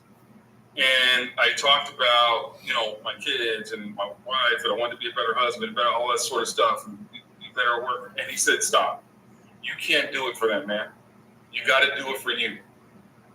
And he says, I know this sounds selfish. I know it feels selfish to say that to yourself, but I promise you, you have to do this for you or it won't work. And you're going to have, if you just listen to me, you'll have this transition where you'll understand what I'm telling you. He was 100% right. I got to the point where I realized, I get to do this. I get to go work on myself.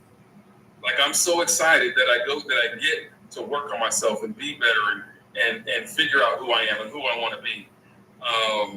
And so that's the other part of answering that question is, if you haven't intensely worked on yourself for yourself, to be better for yourself, you also won't be able to answer that question.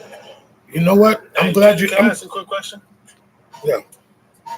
So this is to James. Who were you before the marriage, before the children, before all that? Because it seems to me like you defining yourself based on other things. And you said like finding yourself and all this, like realizing who you were. Who were you before that? A child.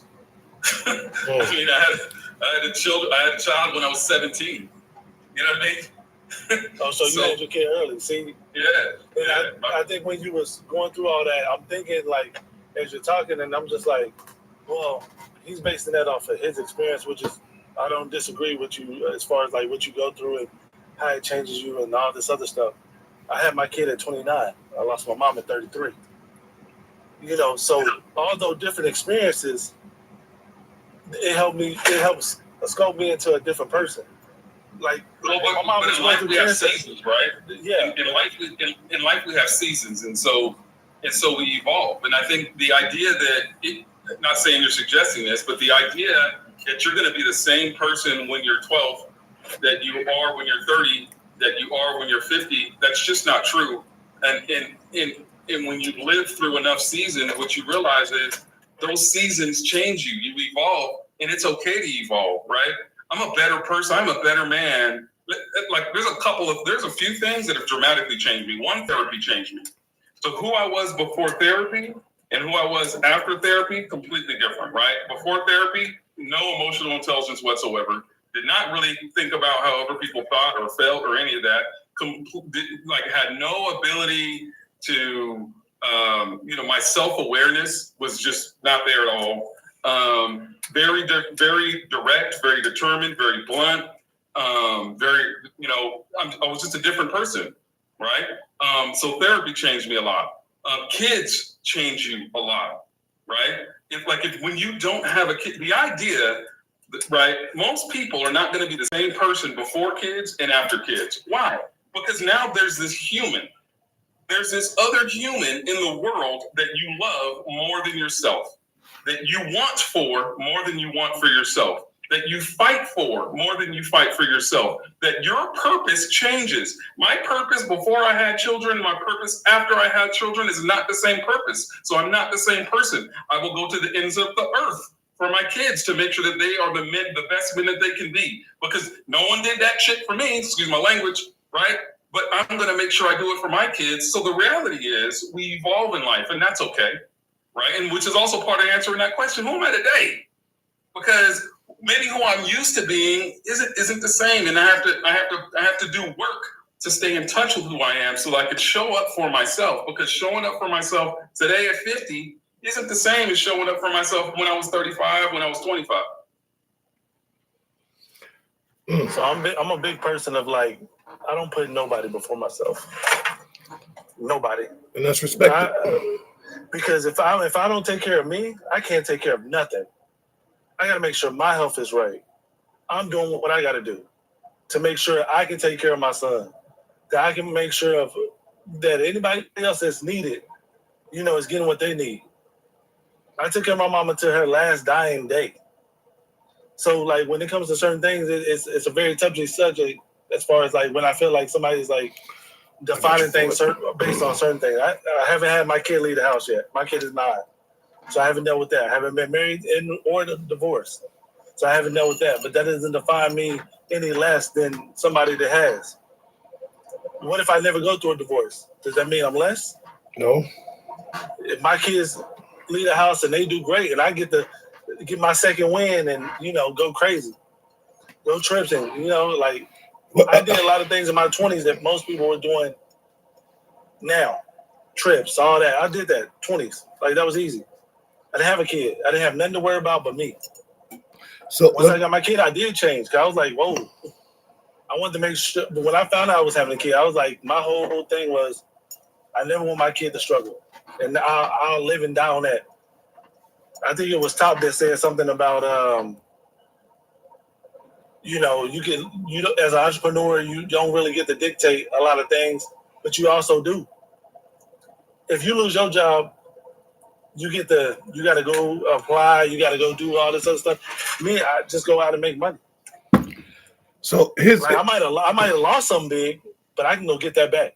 And that's what I learned. I lost a $250,000 contract because a company sold. It was the first time I had ever dealt with that in business. Well, I was like, "Wow, what do you do?" Let me interject a little bit. And I get what I get what your brothers are saying, and I completely understand what James is saying compared to you. But what we have to stop doing is sometimes as men is trying to tell what a man, how he defines himself. If he defines himself in the way that he does, I have to respect that because that's his life and that's his walk. We all walk differently, and the walk that you're taking, Hawk, can't nobody tell you that you're right or wrong for the way that you're walking. It's all about respect. It's about, listen, I respect your hustle. I see how you're trying to move just like I see how this brother's moving. It's all love. You know what I'm saying? But I can't get upset because of the choices that he made and what defined him for who made him who he is and how he sees himself. Because I can't see myself through you, and you can't see yourself through me. I can't see myself through none of these men, through none of us. But at the end of the day, I see you for who you truly are. And I understand your walk because it will actually, his walk may help somebody. Like I was about to ask him, listen, I don't believe in therapy, but I believe I need therapy. And this is me being vulnerable right now. Me holding myself accountable. I don't want to lay on somebody's sofa, but sometimes I just feel like at this point, at this age that I'm at right now, I might need to be on somebody's sofa to get a better understanding of me, to maybe help me a little bit more than where I'm at right now. And it's okay, respectfully. So with that being said, to my brothers Ford and Stay Lady, I know y'all kind of missed it. Who is the man you are when nobody needs you?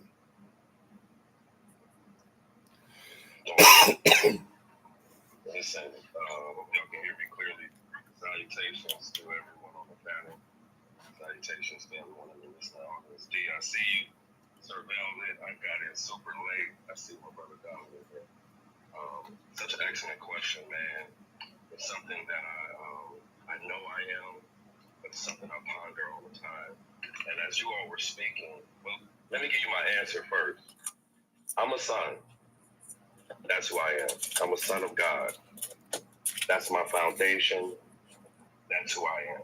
And when we were talking, I was thinking about a tree, and the fruit that grows on a tree is never meant for the tree. It's always meant for those that are walking by. You know, an apple doesn't eat an apple. It's for the people that walk by that have a need. But it's still a tree. It still has a purpose to supply that need. And so as a son, I believe Safa, he had got off earlier, but he said something that made me think about my posture in the world and in family and just as a man. And I think it's a scripture in the Bible that talks about creation is groaning and is desiring the manifestation of the sons of God. And so we can get into church titles, we can get into needs versus wants, we can get into all these things.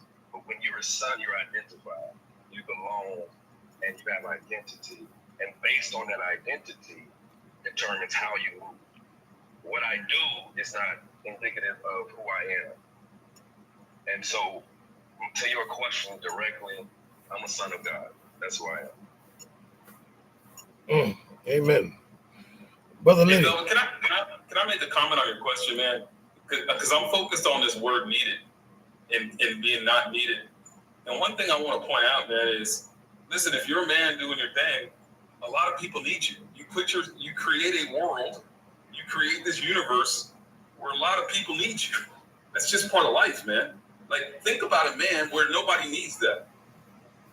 What happened to your life that nobody needs you? And that's really the point of my comment right now is, I think part, for me, as I'm hearing the question, part of pondering this question is, what happened that no one needs you?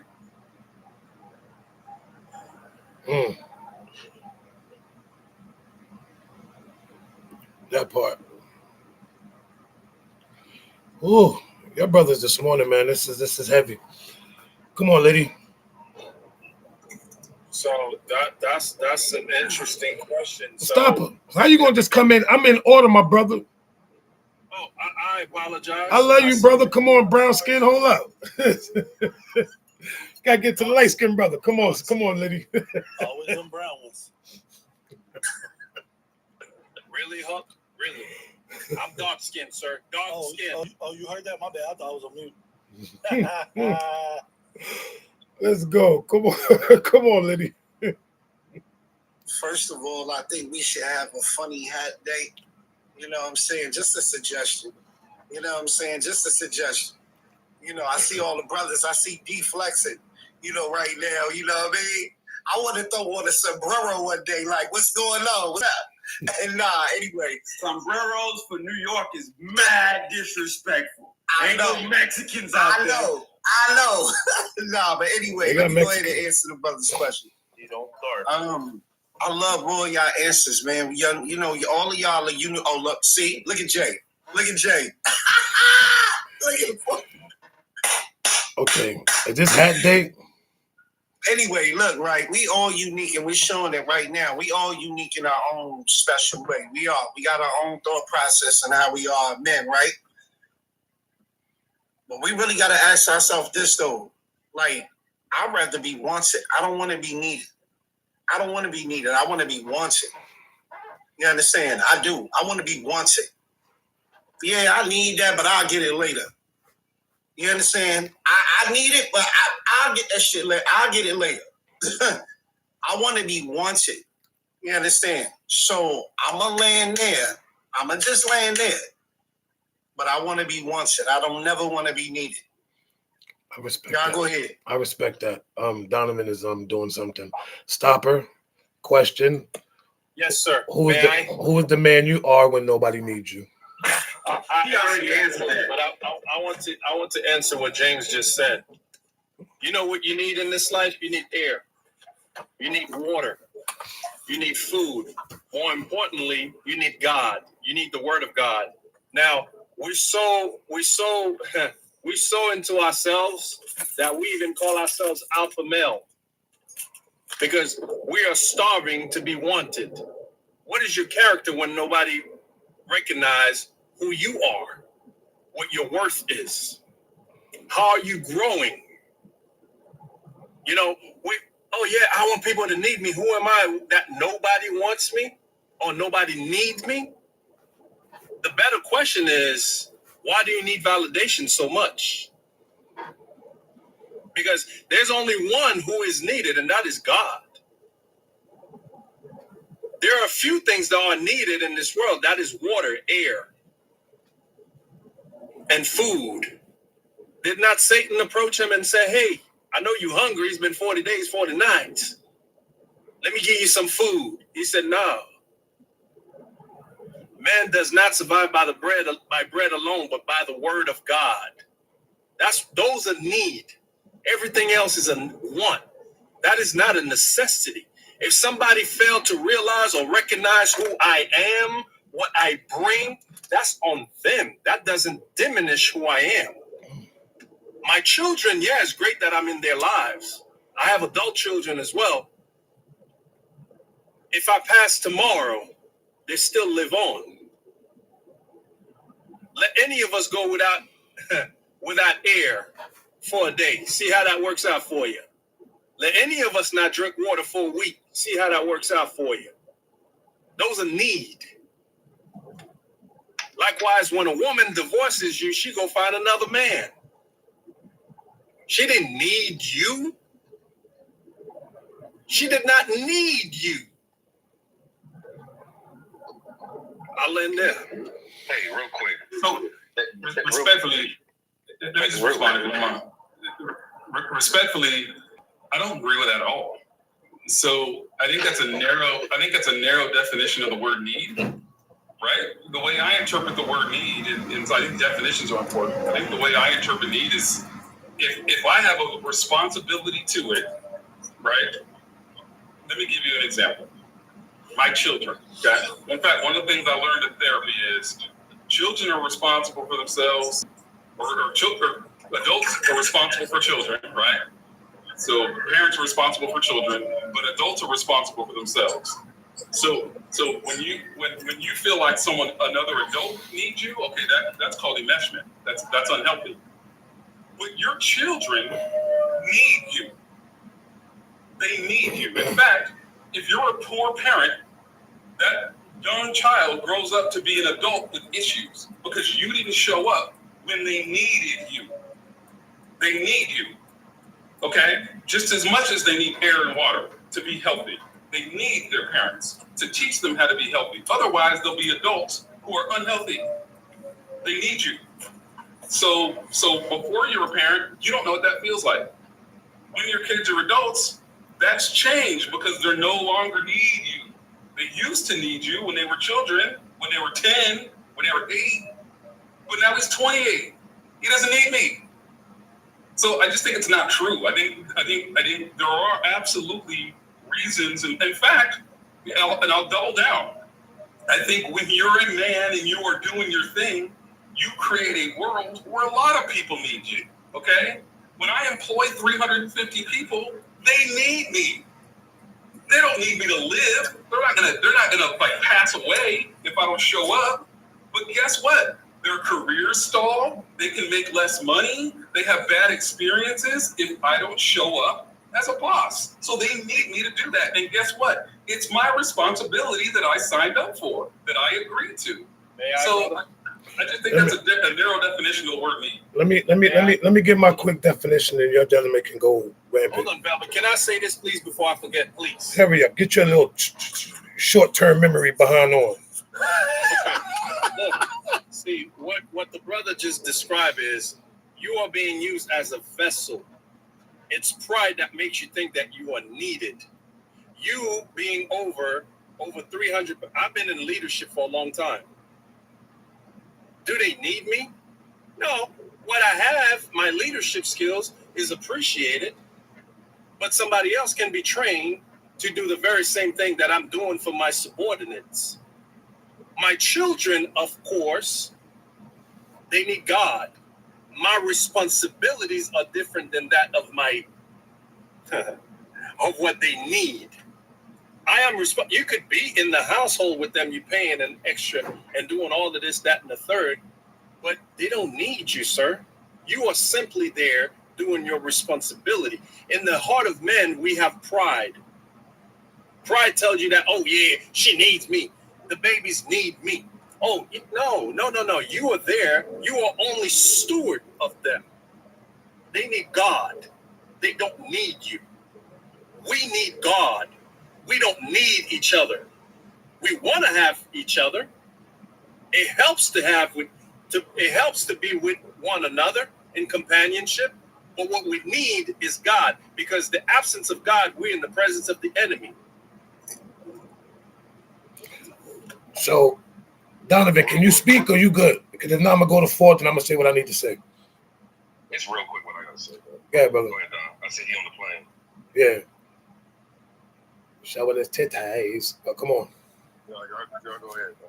I'm gonna say what I got to say. What I got to say a little bit. All I was going to say. I can remember. So, okay. All I was going to say, Val, is there was a prophet by the name of, I believe his name was Prophet Tupac. And he said, all I need in this world of sin is me and my girlfriend. That's it. Man, I love y'all. Yeah. Salutations, man. Salutations to you, my brother. Fly safe, man. Hey, can I cut in real quick?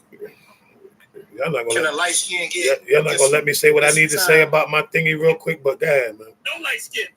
Did he say he was light skinned? He right skinned. That's what he said it. No, he Puerto Rican right. He Puerto Rican right skinned. It's still my brother. Come on. Move me from these two light skins. Wow. Put me next to him. Cállate, la boca, cállate. All right, bet. All right, look. Yo, to speak on, I wanted to rebuttal just a little bit on what James was saying, right? I gotta disagree with the whole kids thing, right? I'm a product of that. You know what I'm saying? I'm a product of me growing up in a one-parent household. You know what I'm saying? And I didn't need a man to raise me. I didn't. My mom barely raised me. The system raised me, right? But let me tell you the upside of that. Self-control and making choices was a big part of my life. You understand? I knew right from wrong. So when I was in them streets, I used to watch a whole lot of things, but then I used to look at other people's mistakes and say, hey, I don't want to do that. That's not going to be a part of me. You know what I'm saying? I look at other people's relationships. I look at other people's situations, and I learn from that. I didn't necessarily need it, a male figure in my life to be the man that I am today. It's the choices that I made for myself. And you know what? Even my kids, they didn't even know to a certain age that I didn't have a father, never a father in my life, or anything like that, to make me a man that I could teach my son more respect and self-control and stuff as a man that I taught him that I didn't get from a male figure growing up. I didn't need that. So I made my own choices. And I think that's what we fail to realize, that a lot of things are based on our life is about choices. You know what I'm saying? Choices that we make. So I'll land there. I don't want to take up so much of that, but let me. yeah. So go ahead, Val. Here's my thoughts, right? When it says, who is the man you are when nobody needs you? You know who the man I am when nobody needs me? I'm a man that's happy. I'm complete. My task is done. You no longer need me. That means everything that somebody needed from me, and I have given them, and I've given them all that it is complete where they no longer need me. So that just made me the most comfortablest individual in the world. Well, I don't have to have nobody relying on me no more when nobody really needs me. And I'm okay with that. See, we live in a world right now where we, like you said, we create this world where people need us so much that it wears us out because we keep trying to give, and gotta give everybody and gotta pour into everybody and do all these things because this person needs me, this person needs me, this person needs me. But where are those people when you need them? So the question is, am I comfortable? Yes, I'm great with that. The moment that I know that you no longer need me, I'm good. That takes a lot of burden off me. Because you can go need somebody else. See, we look at it as, this is who I am, but at the end of the day, let's be real. If nobody no longer needs me, the man that I am a man that is comfortable. I am a man that can relax.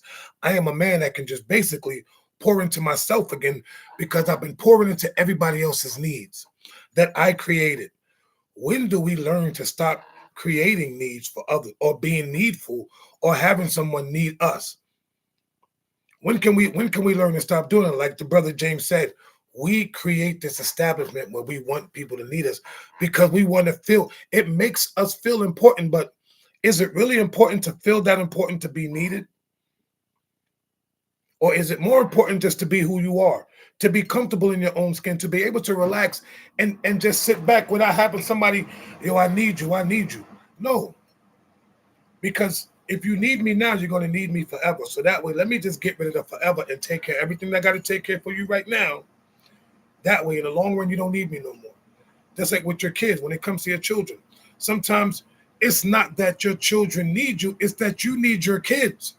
That's the reason why some of us hold on to our adult children, because we still need them.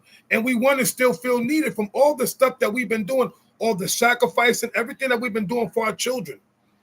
To the point where they're adults and they have moved on with their lives, you still want to be a part of it because you still want to feel needed as a parent.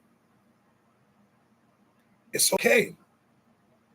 But sometimes you gotta look at your creation and be like, look, my kids are where they need to be. They are comfortable, they're happy, they got homes, they're married, they got careers, they're doing everything. Well done. Pat yourself on the back. My job is complete. I did an amazing job as a parent. Or parents, plural. Being needed. I think we have a serious accountability problem, right? In America, in our society. And we can narrowly define need. That's great. Okay, we can be super narrow in our definition of need. But if you're a person who believes that you have children who are still children, not adult children, and they don't need you, that's astounding to me, right? But the reality is there's a lot of people who think and feel that way. More importantly, there's a lot of people who act that way and don't show up for their kids. But see, showing up is one thing. I can show up. Doing it again. Right. When you are responsible, there's response. See, you taking need out of pride because clearly your children don't. No, you just have a more narrow definition, and I accept your definition. Your definition could be your definition, but that's not what I'm doing. Hold on, Velvet just said it because I have a 22-year-old. He's getting his master's now. He has his job. He has his career already. Does he need me? No. Now, he doesn't call me. Sometimes I have to reach out to him. Now, my other children, I have custody of them, by the way. I am being a responsible steward of them. Do they need me? No, I'm putting God in them. Y'all have heard conversations between me and them. While we were talking, I asked them questions and they answer. Yes, I train my children the way they're supposed to grow. Do they need me? If I close my eyes tomorrow, God will provide. God gives me so that I may pass on to them. They don't need me. I am responsible for them until such time they reach. You use the word vessel, right? You use the word vessel. Okay, so I'm gonna give you two examples. You use the word vessel. How is God gonna provide for them, right? God ain't gonna show up, sit next to them, and feed them. He's gonna put an adult in their life who's going to do those things. So here's let me reframe it this way. Let's take a marriage, okay? For a marriage to be successful, okay, there are some things you have to do. If I cheat on my wife, if I don't show up for my wife, guess what? My wife's gonna leave me. Does that mean she's gonna pass away? No. So you can say she didn't need me, But in order for the marriage to be healthy, I had to show up. So for that marriage to be successful, it needed the marriage. Hang on, follow me here. For that marriage to be successful, it needed me to do some things. Because I didn't do the things the marriage needed me to do, the marriage failed. Okay? Same thing with kids. For my kids to be healthy adults, they need their father to do some things. Will they pass away? No. But they won't be as healthy as they could have been because they needed their father and their mother together to be good parents so they would be healthy adults. Negative. See, now you can restrict the definition of need. Hold up. You said a bunch of stuff here. They need their parents to be responsible parents, stewards. They don't need me. They need me to be responsible, right? Now, you mentioned about marriage. You know what the marriage needs? There's a huge difference, James. There's a huge difference, brother. There's a huge difference. Now, you mentioned about a marriage. A marriage, guess what the marriage needs? The marriage needs God. Donovan. Yeah, awesome. The What you marriage got? needs God. Not you. Because we see this is why scripture says, lean not on your own understanding. That's right. Because we love to do that to make ourselves look like we're better than thou. Oh, I am needed. No, you're not. You are not. There are things that I don't. So I respect your opinion. You can have it. I'm just telling you, I don't think there's a big difference, a significant difference between the two things you just said. I don't think there's a difference between something needing me to do something, but it doesn't need me. What the hell's the difference in that? I don't see one. Well, you do, okay. I'm gonna say this real quick, and I'm gonna go to you also because come on, Donovan, come on. Then I'm gonna come to you, D, because I know your hand is up. You can put it down now, because I want to get. Actually, you know what? D, you go first. I'm gonna tap in right after, so I want to get off this plane. I've literally been sitting there for like 30 minutes. Carry on. My light skin will be needed afterwards. Carry on. We don't need that type of attitude right now, sir. So very much needed. However, thank you, Donovan, for gracing me with your patience. I think what happens is this: we need to understand, to overstand at times that this American language is a derivative of Babel. This is why need has sit in several houses. And I'm going to read the definition verbatim, Merriam-Webster's, because it needed for clarity as into where it's coming from. Source of word of defining is a need. Is something you must have to live, stay healthy, or to do a job. It can also mean a strong duty or a time of hard trouble. This is a time of hard trouble. This communication, it needs to be clear. Overall, we do need God, without question. Now, God has placed us in the midst of my brother Velvet. God has placed me in the midst of my brother Stopper. God has placed me in the midst of my brother Donovan and the rest of you gentlemen as well. How many times have I came to y'all and said, I did not know I what, Velvet? Didn't know that we need each other. I didn't know I needed you guys. But see, that's the beauty of it. It's not. Here's the clarity of it all. I was ignorant to the fact that I needed you guys. But God placed y'all here on this earth in front of me. And for me to be recognized, and I need to know that I am forever blessed. See, these definitions do get interchanged at times based on a subset of structure of life and experience. Indirectly and directly. What happens is people will get to a point where we do need each other. This is why God said it's not good for man to be alone. So he made a helpmate. We have our way about our way, but our way isn't the only way. And especially when we include Yahweh.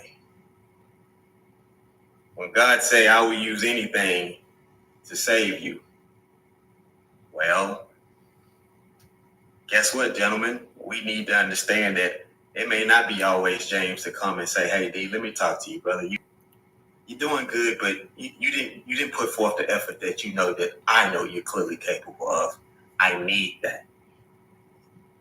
When Donovan says, D, bro, come on, man. You got to dig just a little bit deeper. And I ain't digging on you saying you ain't doing good, but I know it's there. I need to hear that. When Velvet says, hey, bro, relax. You're being too hard. Relax. I gotta hear that because I need that. When Stopper says, hey, man, go to this verse in James. Read the scripture. I need that. The problem is, it's not the word itself. It's the people that are using the words, and if we won't take the step back as we need. Neither you gentlemen are wrong. Overall, nothing works without God. And that has already been stated. And I need to yield the floor because my light-skinned brother Donovan Gasper needs to go ahead and tell the people what else we need. All right. So I've heard both sides, and I heard what's going on with everybody, man. Everybody's on. I just landed in Atlanta. Yeah. So there's a distinct difference between being relied on and then being needed, right? We all hold a position in a household, in a community, and in life, right? We all have multiple titles. But at the end of the day, we technically don't need anything but water, all right, and food to survive. We need the acceptance of God, yes, and to survive afterlife, and here, and to have faith and have something to focus on in life. But our children don't need us. And the fact that we even say, like, when we say they need us, it's actually almost narcissistic in a sense, because at the end of the day, a lot of us weren't even raised by our parents. But what we need is a community, because we hold positions in life. Regardless of your title, you still hold a position. My father was my father. Yes, he was there. Us and my mom, they had me. But he was not my father. I had father figures. I had people that had positions, that held positions. And the fact that when we say we need something, the thing that we need is truly is understand that, you know what, that we don't need each other. We choose each other. Because choosing is something even more powerful than that. Yes, understanding that, you know what, those are your children, you're responsible for them. But guess what? If you're not there, and if she marries somebody else, that's their responsibility.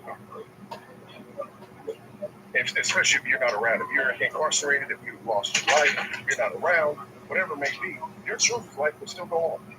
So if need is a life or death thing. The only time that your kids needed you was when you and her got together and conceived them. That was it. And after that is choice.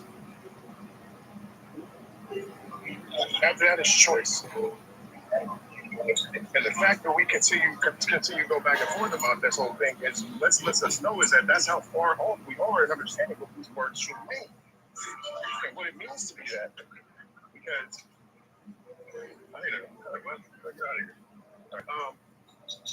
because need is like dire.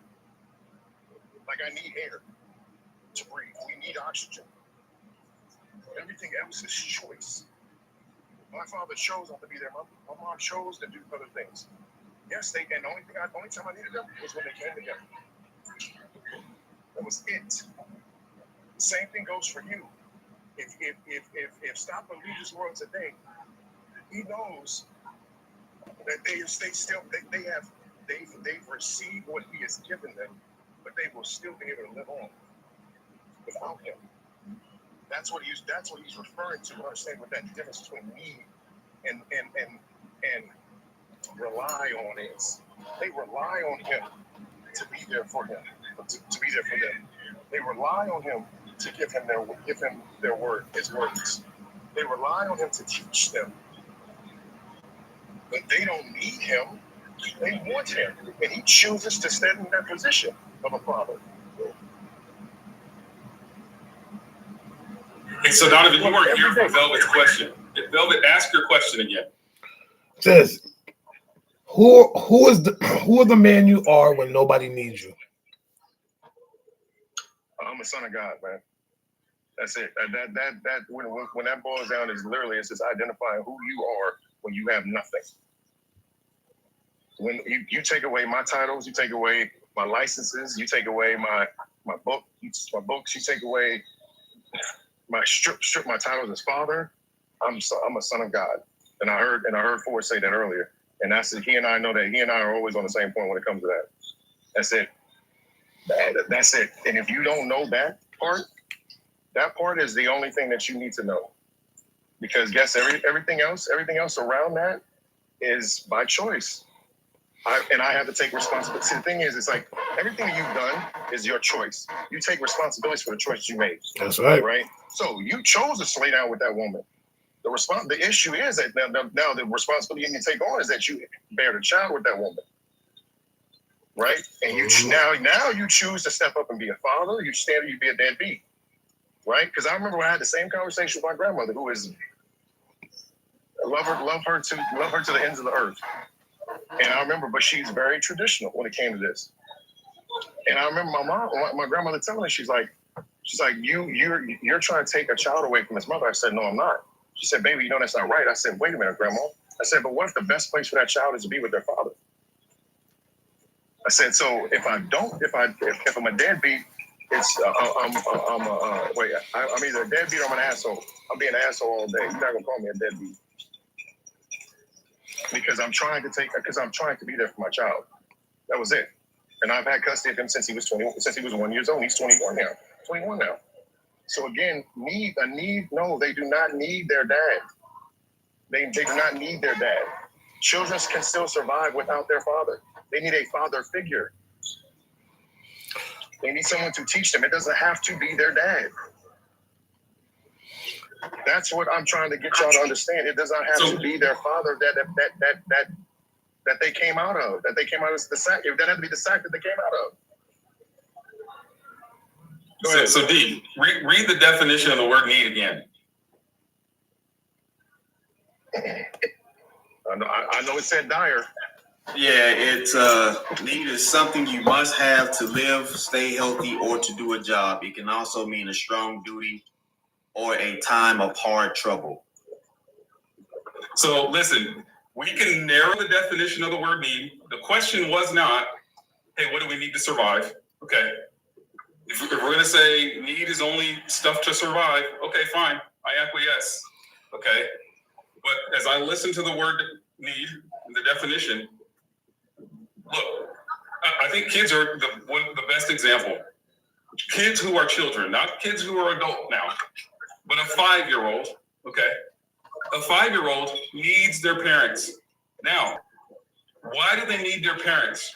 Because the best way for a person to be a healthy adult is for both parents to be healthy parents co-parenting together.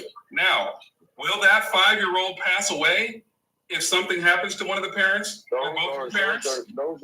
Listen, those are unhealthy. Hang on, let me just finish what I'm saying. Will the child pass away if something happens to one or both of the parents? No, of course not. That's not how I'm hearing the question, okay? But the best way for that child to grow up and be a healthy adult is for both parents to show up together and be healthy. So they need to do that to get that outcome, okay? If you choose not to, okay, great. And I love this example. Stoppa gave this example, or a couple people gave this example. And I think even you, Donovan, gave this example. Somebody else, right? And then Stoppa said God would put somebody else there. Exactly. Do you know why God is putting someone else there for that child? Because the child needs somebody. The child needs an adult. Right, it needs an adult. I mean- it doesn't need you, is what I'm saying. There's a position as again, I said this earlier, there are positions for which we occupy.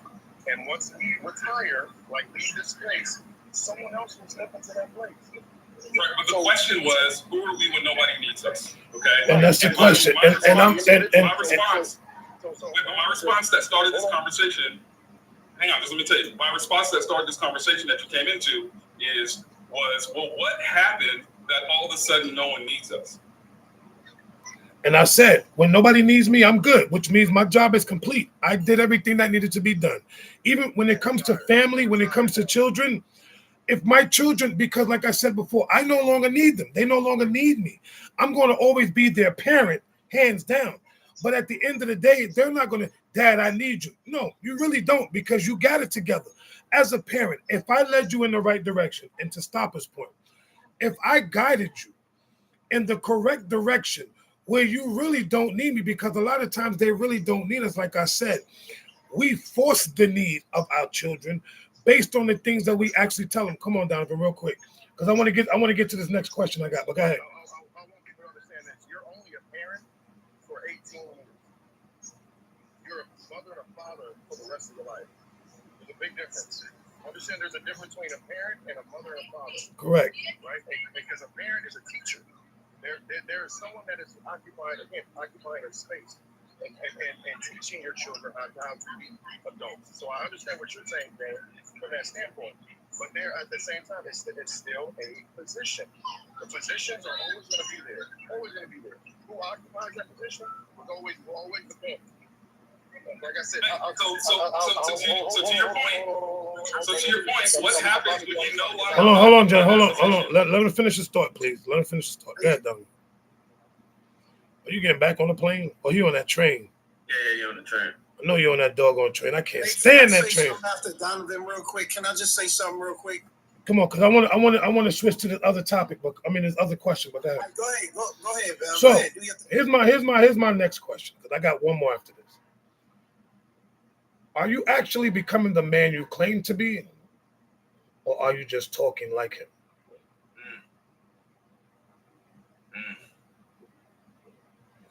I'll go first.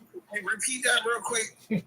I'll go first. I told you I got some questions this morning. No, I'll go first. I'll go first. So let me so he can hear that. Are you actually becoming the man you claim to be, or are you just talking like him?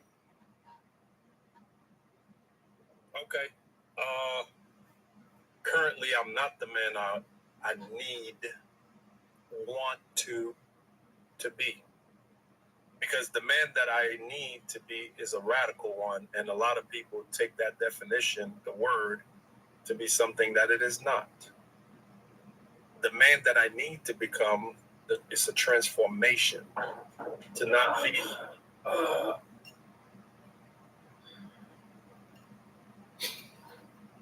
What was that?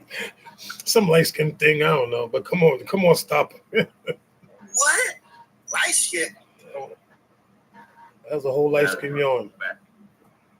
Well, the reason why I asked that question is because a lot of men, I'm not saying some, a lot of men always say this is the man that I am, but this is the man that you're claiming, but you're only talking like the man that you are claiming to be. words. Yeah, you are not really who you are, because here's the thing.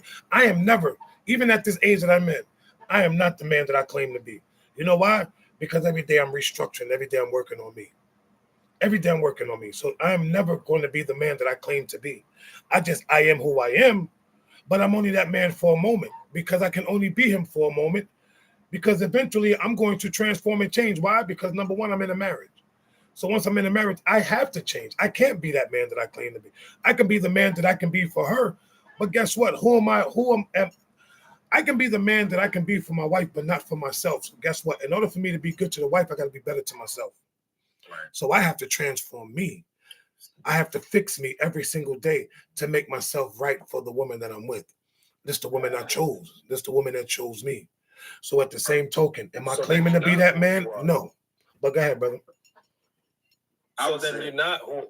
We got to move away from saying I am who I am. Correct. Because again, that leads you to pride. That is a dangerous dangerous thing to say because you're supposed to look towards progress. Right? You go through the process for the progress to become a better version. The better version is to be an imitator of God. And I am not him. I am nowhere near him. I am still in my filth. Though it is not an excuse, but it is, again, I will give this analogy again. It's like I'm holding this white shirt or this white object, I'm putting it up towards the light. And the closer I get to the light, the more filth I see on that shirt, the more stain I see on that shirt. So no, absolutely not. I am not him yet. I am not. And I ask him less of me. Until I am at 0, it's 100% him. I'm not there. I'll end there. Hey, look, let me jump in real quick. Look, I really feel like, and don't chop my head off when I say this, right? But this is how I feel, because I feel like a lot of people fake it in certain situations on who they really are. You understand? I feel like that men fake who they are or what they want to be in certain situations. You know what I'm saying? To make it. You know what I mean? Like me. Like sometimes I got to be a chameleon in certain situations. You know what I'm saying? To get where I need to go. And when I'm there, I can perfect it. I land. I want to hear for me. Go ahead. Then after you, I'm gonna go to AC. I'm gonna go to AC to God. I'm very privileged. Very, very privileged, and it's an honor to my creator. And it's something I've always strived for. Me and Stopper talked about this before. I was listening to this gentleman, and I even shared this with Donovan, about finding out how strong the flesh is. Pray for an hour uninterrupted and find out what your flesh is craving. And I did it on 2 separate occasions. I did it again here recently, the other day. Yeah, I was fasting the other day. But I'm fasting now again as we speak. But I crave silence. And in that, I'm a simple man. That's all I ever claim to be. Nothing more, nothing less. I'm a simple man, bro. That's it. If that makes me shameful, that makes me prideful, I'll die on that hill. I'm no better than the next man. I'm not above the next man. Talk about things we have been. I've been divorced. I've been separated from my child. I've been the leader of a company. I've been unemployed. I've been with the brand new home that hadn't built. I've been homeless. I've been hustling.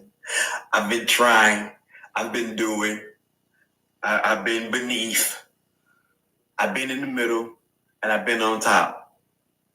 Bro, I'm just a simple man. Have you ever been swallowed? Swallowed? Have you been swallowed? I will not reveal my business. No, I mean, I'm just a simple dude, bro. At the end of the day, man, love to laugh. If I have to cry, I'm gonna cry. I may not do it in front of people, but I'm simple, bro. So to my brother AC to God, where you at? Come on with it. Thank you for joining. If not, anybody else can answer, because I got one more question that we can jump on. And this last question, and I'll go next. I'll go next. The reason why I say this last question, I'm gonna need y'all. I know for a fact where I stand with this, but come on, fellas. Yeah, you got to do your thing. What was the question? So the question is, are you actually becoming the man you claim to be, or are you just talking like him? It's powerful. I am not the man who I want to be yet.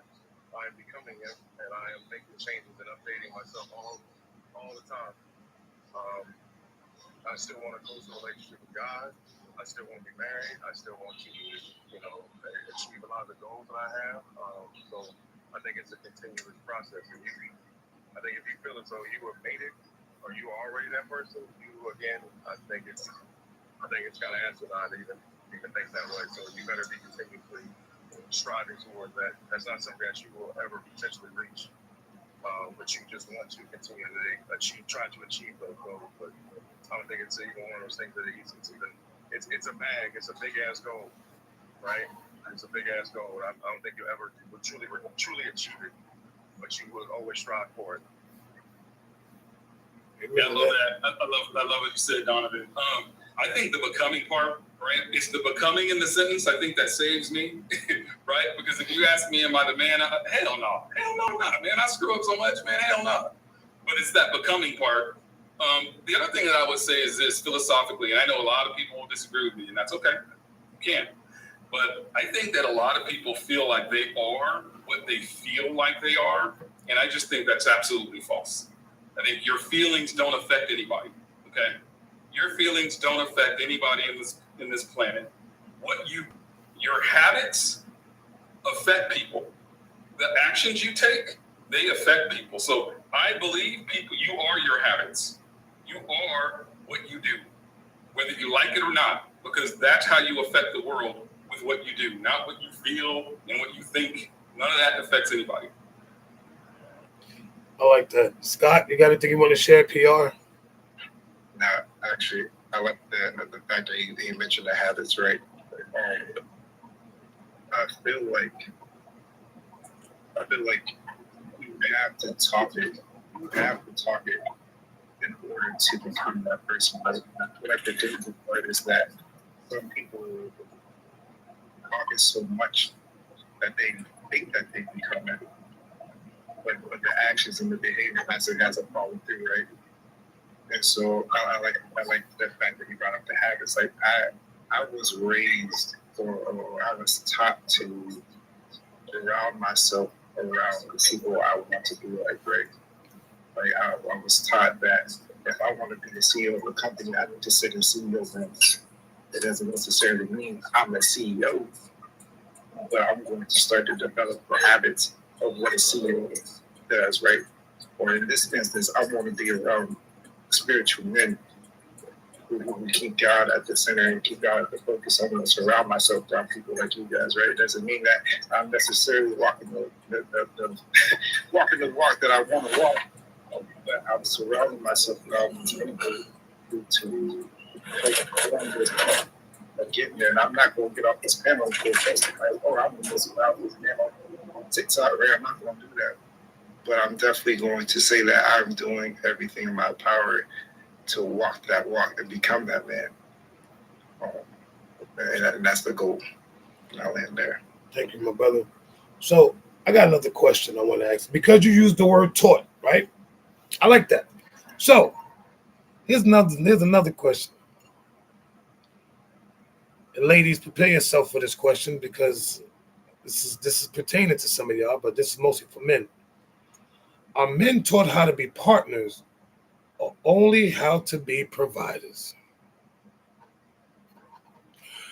Yes, I told you. This is the reason why I wanted to start at 9 o'clock. Hey, unplug the live right now. Just end it. That we ain't going there. Let's end it right now. Everybody, let's have a wonderful weekend. Thank y'all for coming to Velvet's Live. May the power and blessings be. It's a good question. That's a good question. Are men taught how to be partners or only how to be providers? I think we're taught only how to be providers. Come on, drop it down. Drop it, brother. So since the beginning of time, you always taught, that you have to be the strong one. You have to be the one that, takes care of something. Even in society, you're taught to, provide the lifestyle, the household, the cars, to make sure your woman's right, but nobody entails like what that actually means. So we're given this blank canvas on how to be providers and, trying to figure that out and trying to maneuver what that even looks like. And then you get into a relationship and realize you don't know anything about being in a relationship. You don't know anything about, comfort and, being vulnerable and all these other things. And you're trying to figure it out. And then we get the bad rap for not knowing these things. But it's like trial and error. Every other day, you got to update your resume. Every relationship, you're updating your resume. You're trying to figure it out. You're trying to navigate life one relationship at a time. If you get lucky on your first time, hey, I commend you. But for most of us, that's not easy. And I'll land.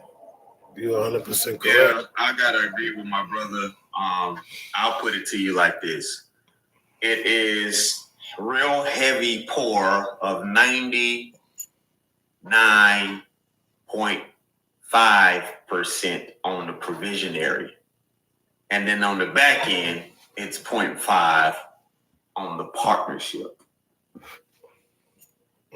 So in the midst of that, this is why you have so many women that don't know what provision is, and you have so many men that don't know what partnering is. Biggest thing is that thing you wanted, I got it for you, right? And she gets that thing, but then she wonders why do I feel so detached from somebody that I literally lay with and procreated life with? Look at the home. Look at I'm well kept. But why is there something missing? So on the other end, there's a balancing of the scale of both parties. One understands one thing to be a thing, the other one misconstrues that thing to be another.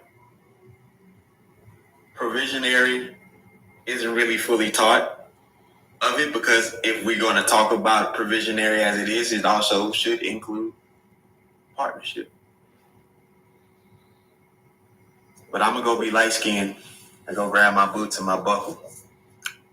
I think I need to go check on the horse this weekend. Can you repeat the question one more time?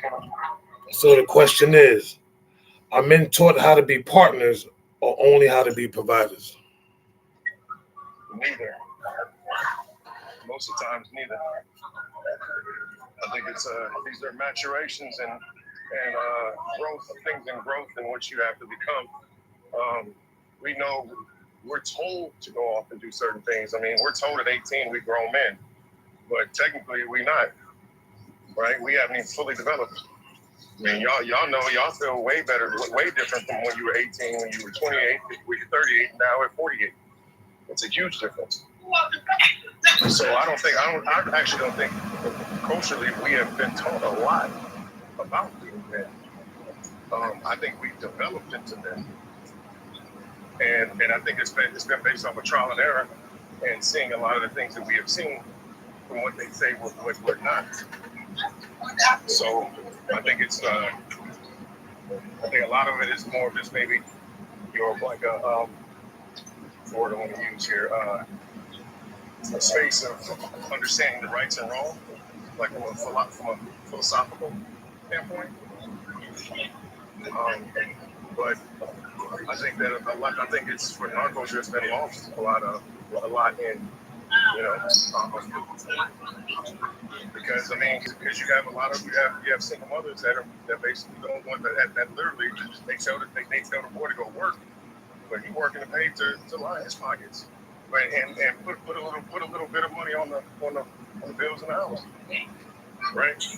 So is he being a provider, or is he just being somebody who's a subsidized income, right? Is he being a provider? No, absolutely not. He's being taught how to survive.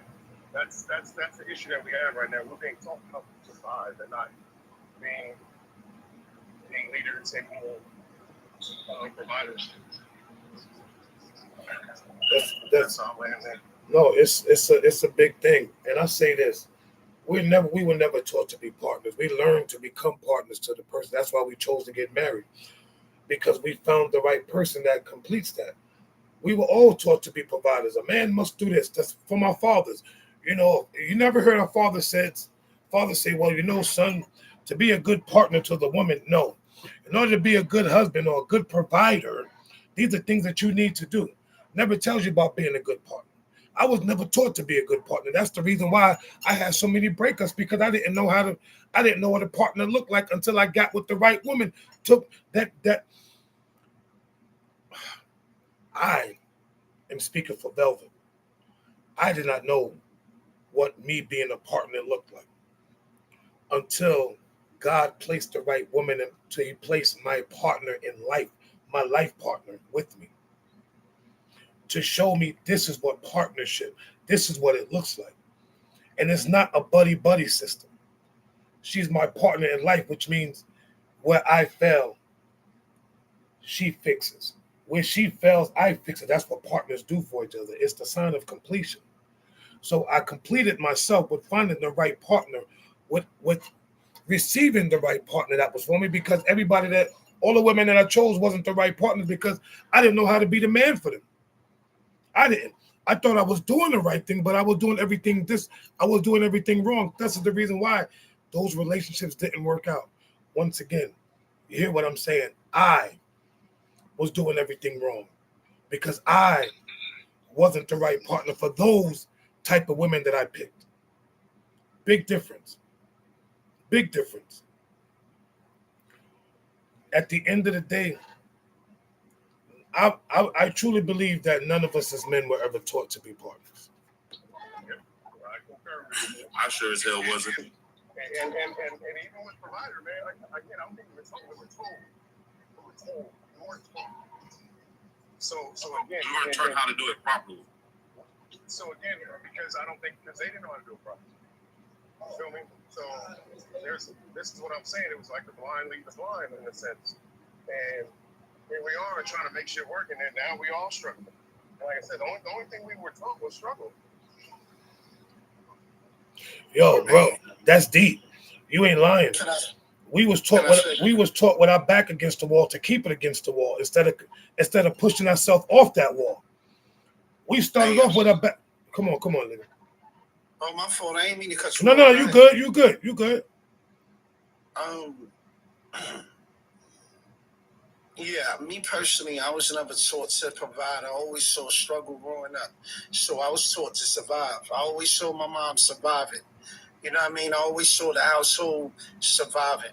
So when I was growing up, I survived. Like to this day, I survived. You know what I mean? Even though I got a family, even though I got responsibilities, my survival kick in. That's my mentality. You understand? Providing. I don't feel like that I need to. If I get with another adult, you know what I mean, she's supposed to match my fly, right? So it's like in the back of my head, if we're partners, then we're supposed to build foundations together. Whether I'm surviving and going out there and getting it, and she doing what she doing to, for us to build with each other, then I don't think it's a matter of a man providing. I think it's a man providing stability and security. You understand? So that's just how I feel on it. Me personally, I survive. So, and that's your opinion. And listen, and we respect that. Can I say something real quick? Of course. Hey, this is gonna be real quick. So I know we wasn't taught to be, good in relationships based on this one simple principle: happy wife, happy life. That's not true. I absolutely hate that line with all my heart. Me too. Do y'all know what the line is? Now somebody told me what the line was a while ago, and happy spouse, happy house. Nope, that's not even a line either.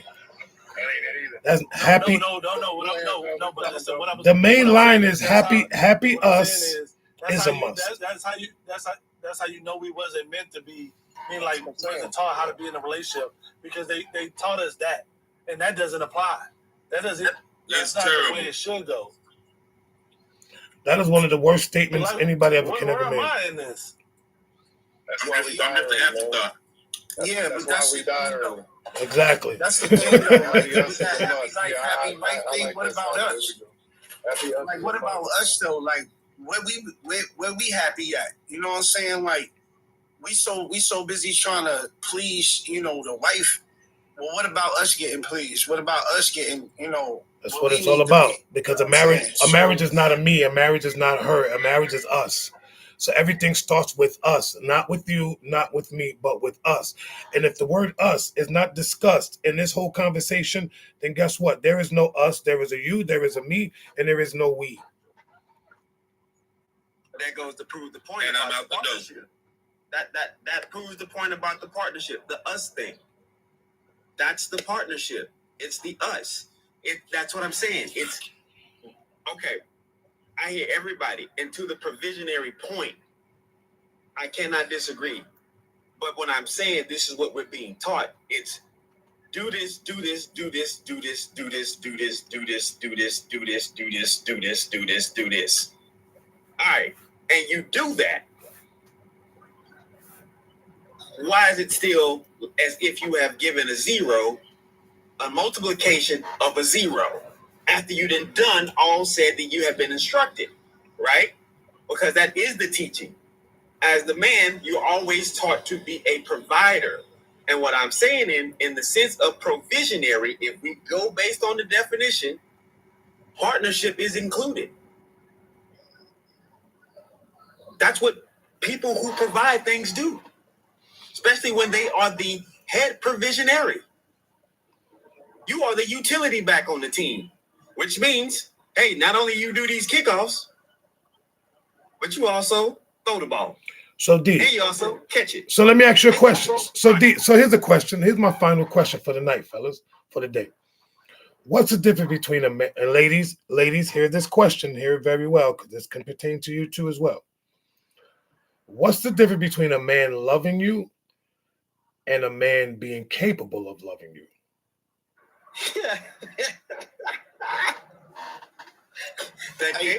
That's real quick, and then I'm gonna leave because I gotta go. Oh, my fault, D. Go ahead. Because I gotta go real quick. Go ahead, bro. Hey, so in order to be capable, right? You understand? Just like y'all said before, you have to take responsibility for yourself. You know what I mean? You have to build yourself in order to love somebody else, to be able to love somebody else, right? You have to be, in tune with yourself. Know yourself. You can love anything. You know what I'm saying? You can love how a woman looks. You can love what she does for you and all that. But to be capable of that, I just feel like that you got to be in tune with self. So let me add a disclaimer to that. So let me say this. So in the real way, the difference between a man loving you and a man being capable of loving you well.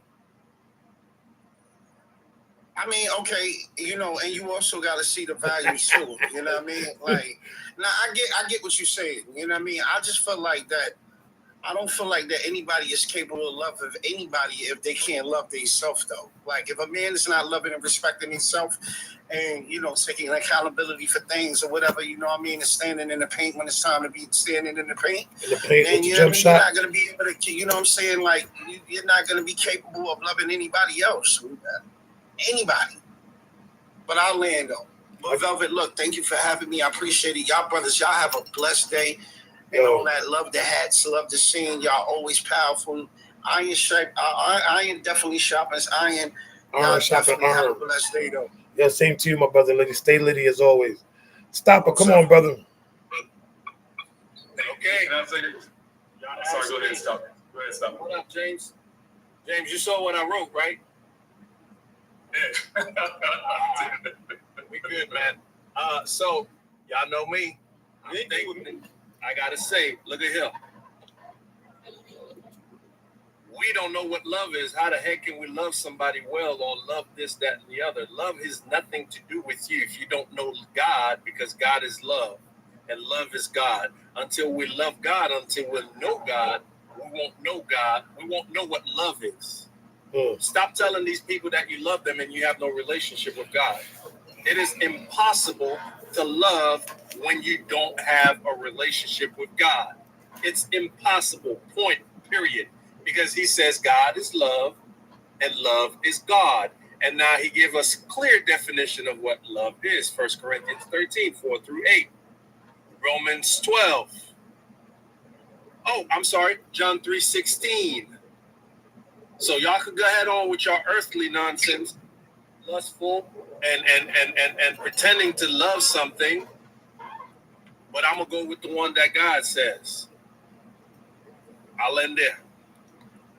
So the difference between loving and being capable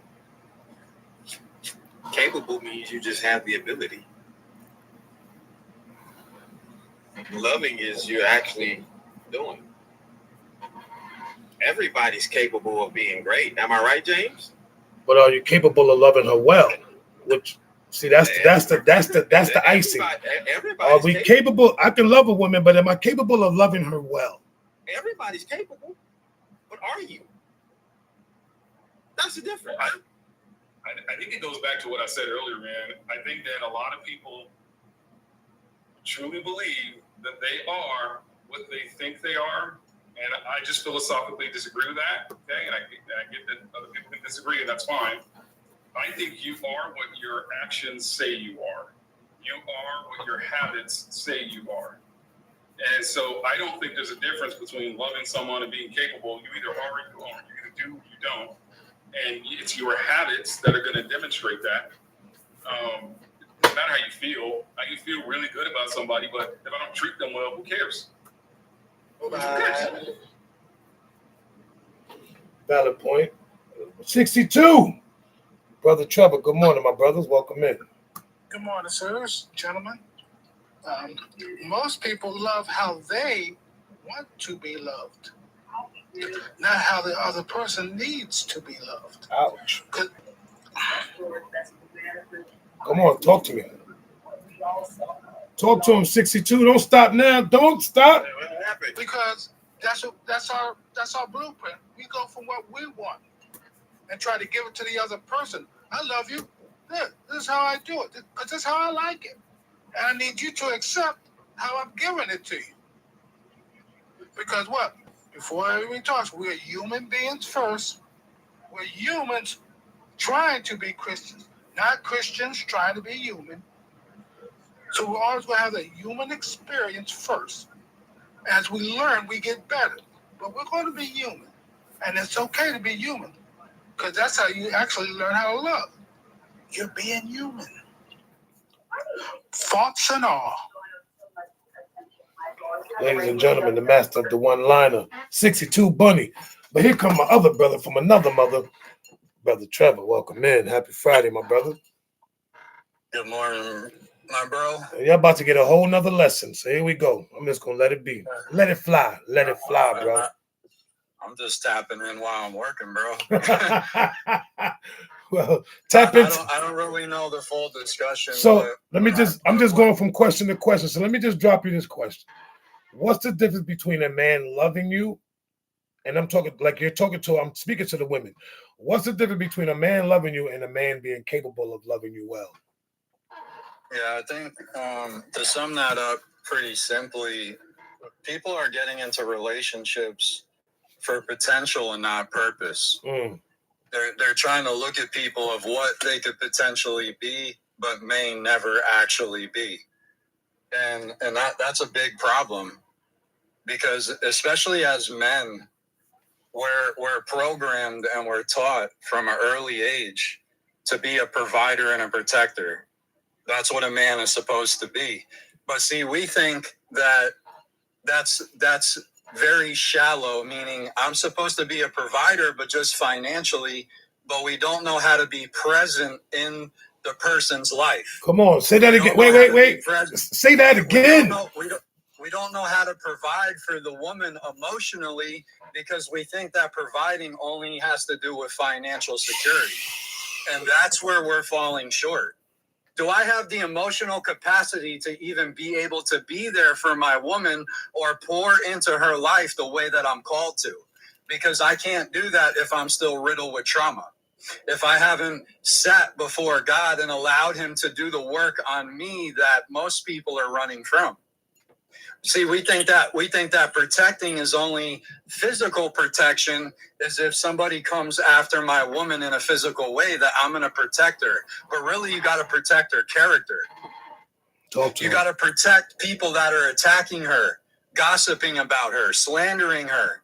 Do you know how to protect her in those ways? Come on, keep talking. Do you even know how to protect her from her own self at times when she's living in a cycle of self-sabotage? When she feels shameful and condemned for her past mistakes or her past failures, do you know how to speak life into her? Do you know how to encourage her? Do you know how to speak identity over her life? Because most men don't. And that's the problem today, is that we don't know who we are. And it starts with us as men. We set the tone for the relationship, for the household. We're called to be priests of the home. So that means that things could be in disorder, that things could even be in chaos at times in our household or in our relationship, but I'm taking order. I'm taking the lead. That means that just because my spouse or my partner is having a bad day doesn't mean that I have to have a bad day. That means that I can steer the ship around and get her back into a place where she is now not in that broken mindset. We have to set the tone. We have to lead. And we're trying to love people from deficiency. You can't love somebody properly when you're deficient in love yourself, because you don't really love who you are. You don't even know how to take care of yourself. So if you can't take care of yourself, how are you going to take care of somebody else?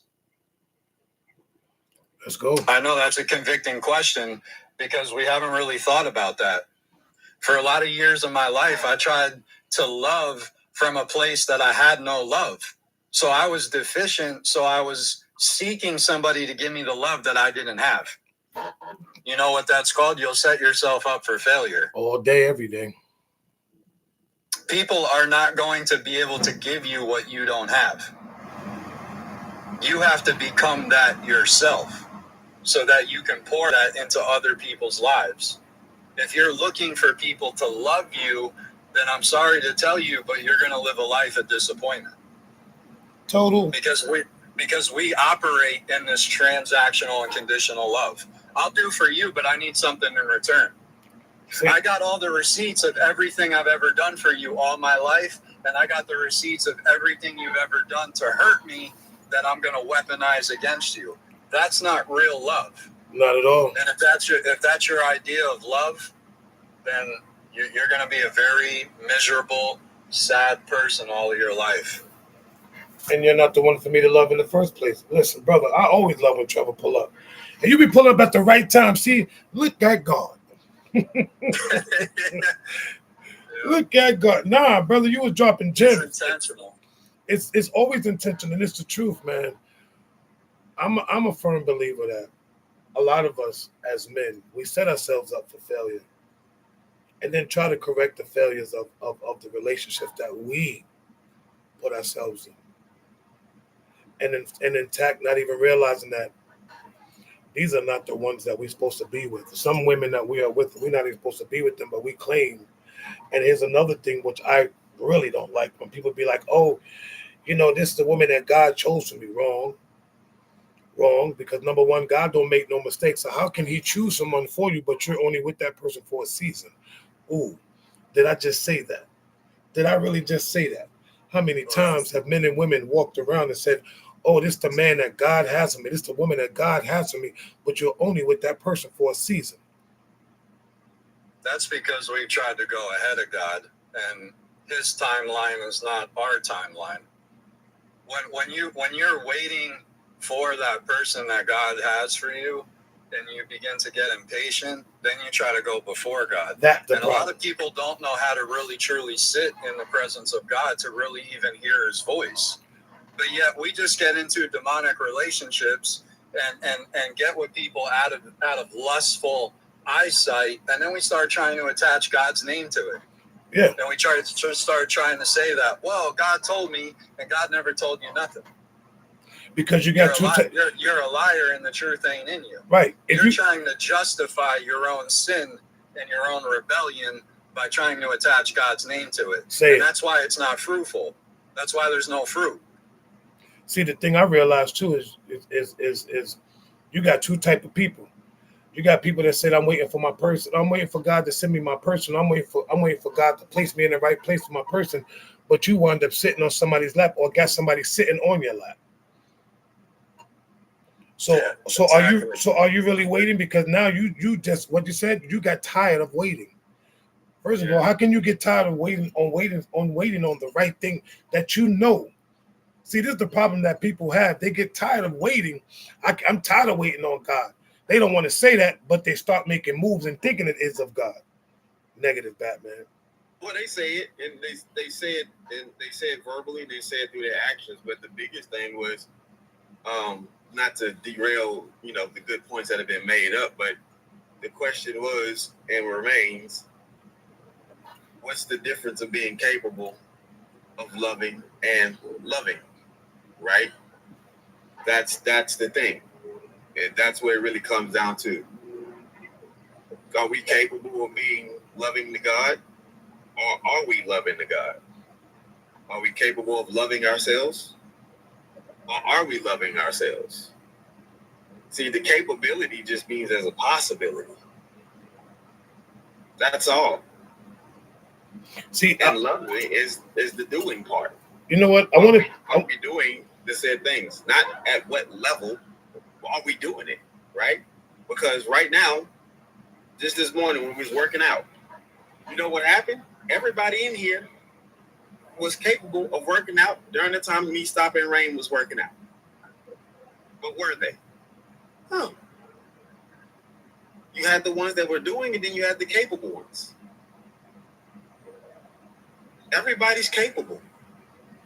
When we're talking about loving, even somebody who has went through a hard time is capable of loving someone. I do want to say that has to be understood what it is. What happens is we put stuff in parameters based on our set of feelings. That happens so much and so often. Hence why Stopper had to, kind of, hey man, lean not to your own understanding. Because if we do it the way God says to do it, patience is before all things when we interact. Oh, my brother Velvet, he's talking like this. But what is he saying? What is he saying is the question. If you can't answer that simple question, you need not to be involved in the discussions. Ever. You know what? Point blank, period. It's something that was said, and I hear people say this all the time, and it kind of I'm not saying it disturbed me, but when people say, maybe God is your person, God is my person, but and I'm in a relationship, but it's a different type of relationship, and He wants you to have a relationship with Him, but that's why He also made man and women to unite to become one. I can have the greatest relationship with God. No, baby. Oh, there it is. The warden has spoken. Look, he already got his hand. Yeah, that's crazy. I'm not capable of raising my hand. I'm raising my hand. No, but real quick before we do this, it's the truth though. A lot of people would try to use it as an excuse. Well, I'm single because I'm in a relationship with God, but it's a different type of relationship that you have with Him that you have with a human. That's the reason why He gave Adam Eve. Because if that's the case, then Adam would have just been in a relationship with Adam. So it's a big difference. But I'm about to get ready to slide out of here. To my brothers, first and foremost, to everybody that came to the live, thank you all this morning for joining this men's panel. I started off a little early, and I think I might do those on Friday, start at 9 o'clock on Friday mornings. I think it's a little bit more impactful. I think it's a lot more helpful for us as men. I thank each and every brother that came to the live this morning. Thank you so much for participating. For those that came late, for those that are here, thank you guys just for joining. For everybody that came to the live, look, I truly appreciate every man, woman that comes into the live that takes the time out to spend time with us on a Friday morning. Thank you, guys. Thank you for enjoying the discussion. If you did enjoy the live this morning, please put a 1 in the comments before you guys go. Thank you for the gifts, which I don't ask for. Thank you for tapping the screen. Thank you just for showing just the love, and I appreciate it, especially on a Friday. Y'all could be doing anything else, but you're here, so I truly appreciate y'all. And thank y'all. To my brothers, I always look forward to Fridays. I love doing my lives Monday and Wednesdays, but I look forward to Fridays. Yes, to let y'all know, I will be live again Monday, Wednesday, 10 o'clock Eastern Standard Time. But I think on Fridays I will be doing 9 a.m. So with that being said, it is Friday. Today's topic. Don't forget Monday mornings. Yes. What you said? Don't forget Monday mornings. Oh, I told him Monday. Oh, and Monday mornings for all the brothers, for any men out there. Monday mornings we start at 9 o'clock on my brother's D Awesome Live. We have a 10-minute quiet time and we have a morning prayer every Monday morning, 9 o'clock Eastern Standard Time. If you are available, you are a man of God, or you just looking for some brothers to click with, to build with, to grow with, to have someone just to listen to, and you just need an ear, to listen. Come join us Monday mornings, 9 o'clock Eastern Standard Time. We host a men's prayer, a 10-minute quiet time, which is 10 minutes of devotion, 10 minutes of you taking your time out to just clear your thoughts, get your head right, and creating that bond with the Lord. And then after that, we open up with our prayer, and we have our little discussions. The first 30 minutes is just us chopping it up, talking. At 9:30, we normally start the 10-minute quiet time. So we ask brothers to be there at least by 9 o'clock. Every Monday morning, we're doing this, hosted by my brother D Awesome. He started it, and we've been rolling with it for the past 3 weeks. So God is in the midst. He's working. God is working. He's working. So today's live was really bought from. What's up, brother? I gotta get back to work, bro. But I just want to wish you and your wife happy anniversary. Oh, thank you, man. Oh yeah, yesterday was our anniversary. 7 years in the midst. I pray that you guys have a good weekend. Celebrate, man. Oh yeah, we celebrating this whole month. I don't even care. For the next couple weeks, I'm celebrating. Every day is our anniversary, but every day is an anniversary. So anniversary of life. But she said, you can see her. She's in the comments. She said, "Thank you, Travis Sire." Yep, absolutely, bro. You guys have a good weekend. Definitely will, man. I love you, my brother. Love you too, bro. Ladies and germs, that's my brother Trevor, brother from another mother. And you all you men are my brothers. I thank y'all so much. Do men really show up in relationships, and do they just show up when it's convenient? Some men show up in relationships. Some of us show up when it's convenient. It's up to that individual. It's all up to that man. I can't speak for every man. I can only speak for me. I've showed up when it's convenient. I didn't know how to show up in relationships because I didn't know what it was to be a partner. But as I grew with the women that I'm with now, I'm still learning what it is to be a partner, even what it is to be a husband. I was never taught to be a husband. I never knew what it was like to be married. I've been married before, but I still was. Even my last marriage, I felt like I was still out in the streets because I pretty much was, because I was never taught. And sometimes you have to teach yourself by looking back at your faults that you have made as a man. I look back at all the faults and all the mess that I've caused and all the mess that I've caused and all the nonsense that I've created to better myself, to be better for the right woman that God has placed in my life. So once again, Rain, I love you, sweetheart. Happy anniversary again, baby. And I'm glad that the Lord has placed us together. I said it. My cry, 2 tears in a bucket. So with that being said, put your right hand up, put your left hand up, put your right hand up. To my brothers, to everyone here, may the love of the Lord be with us all until we meet again. In Jesus' name, amen. Thank you guys for these 3 hours of men time. Love you guys. Enjoy your Friday on purpose. And go forth and just go forth today and just do something different. Tell somebody you love them. Call somebody you haven't spoken to. Get somebody a hug. All that stuff goes a long way. Ray, we love you. From the TikTok universe and beyond, we love you completely. Because we know our brother is not light skinned. We be loving you though. We love you. Because you have to deal with brown skin madness. But we love you, Ray. Especially when you do your 4-mile run in a minute and a half. Listen, y'all know. Yo, she's light too. I know she light skinned. You know, I listen. I ain't gonna even say what happened, but it just happened that way. Yes, sir. Yeah. God is in the building. But yeah, thank everybody for coming. Thank y'all for getting these shares up. Thank y'all for knocking out these goals, man. We love the participation. but we just want to get more and more brothers in here that y'all can see the discussions how men carry out. All right. So love y'all dearly.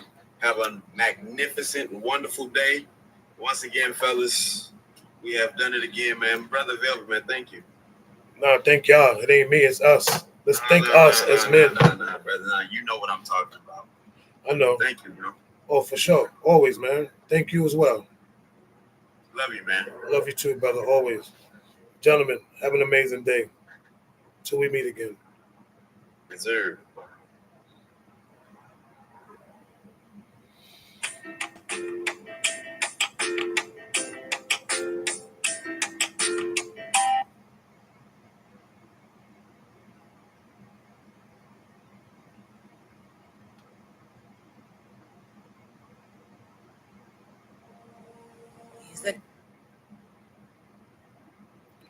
Let me empower you.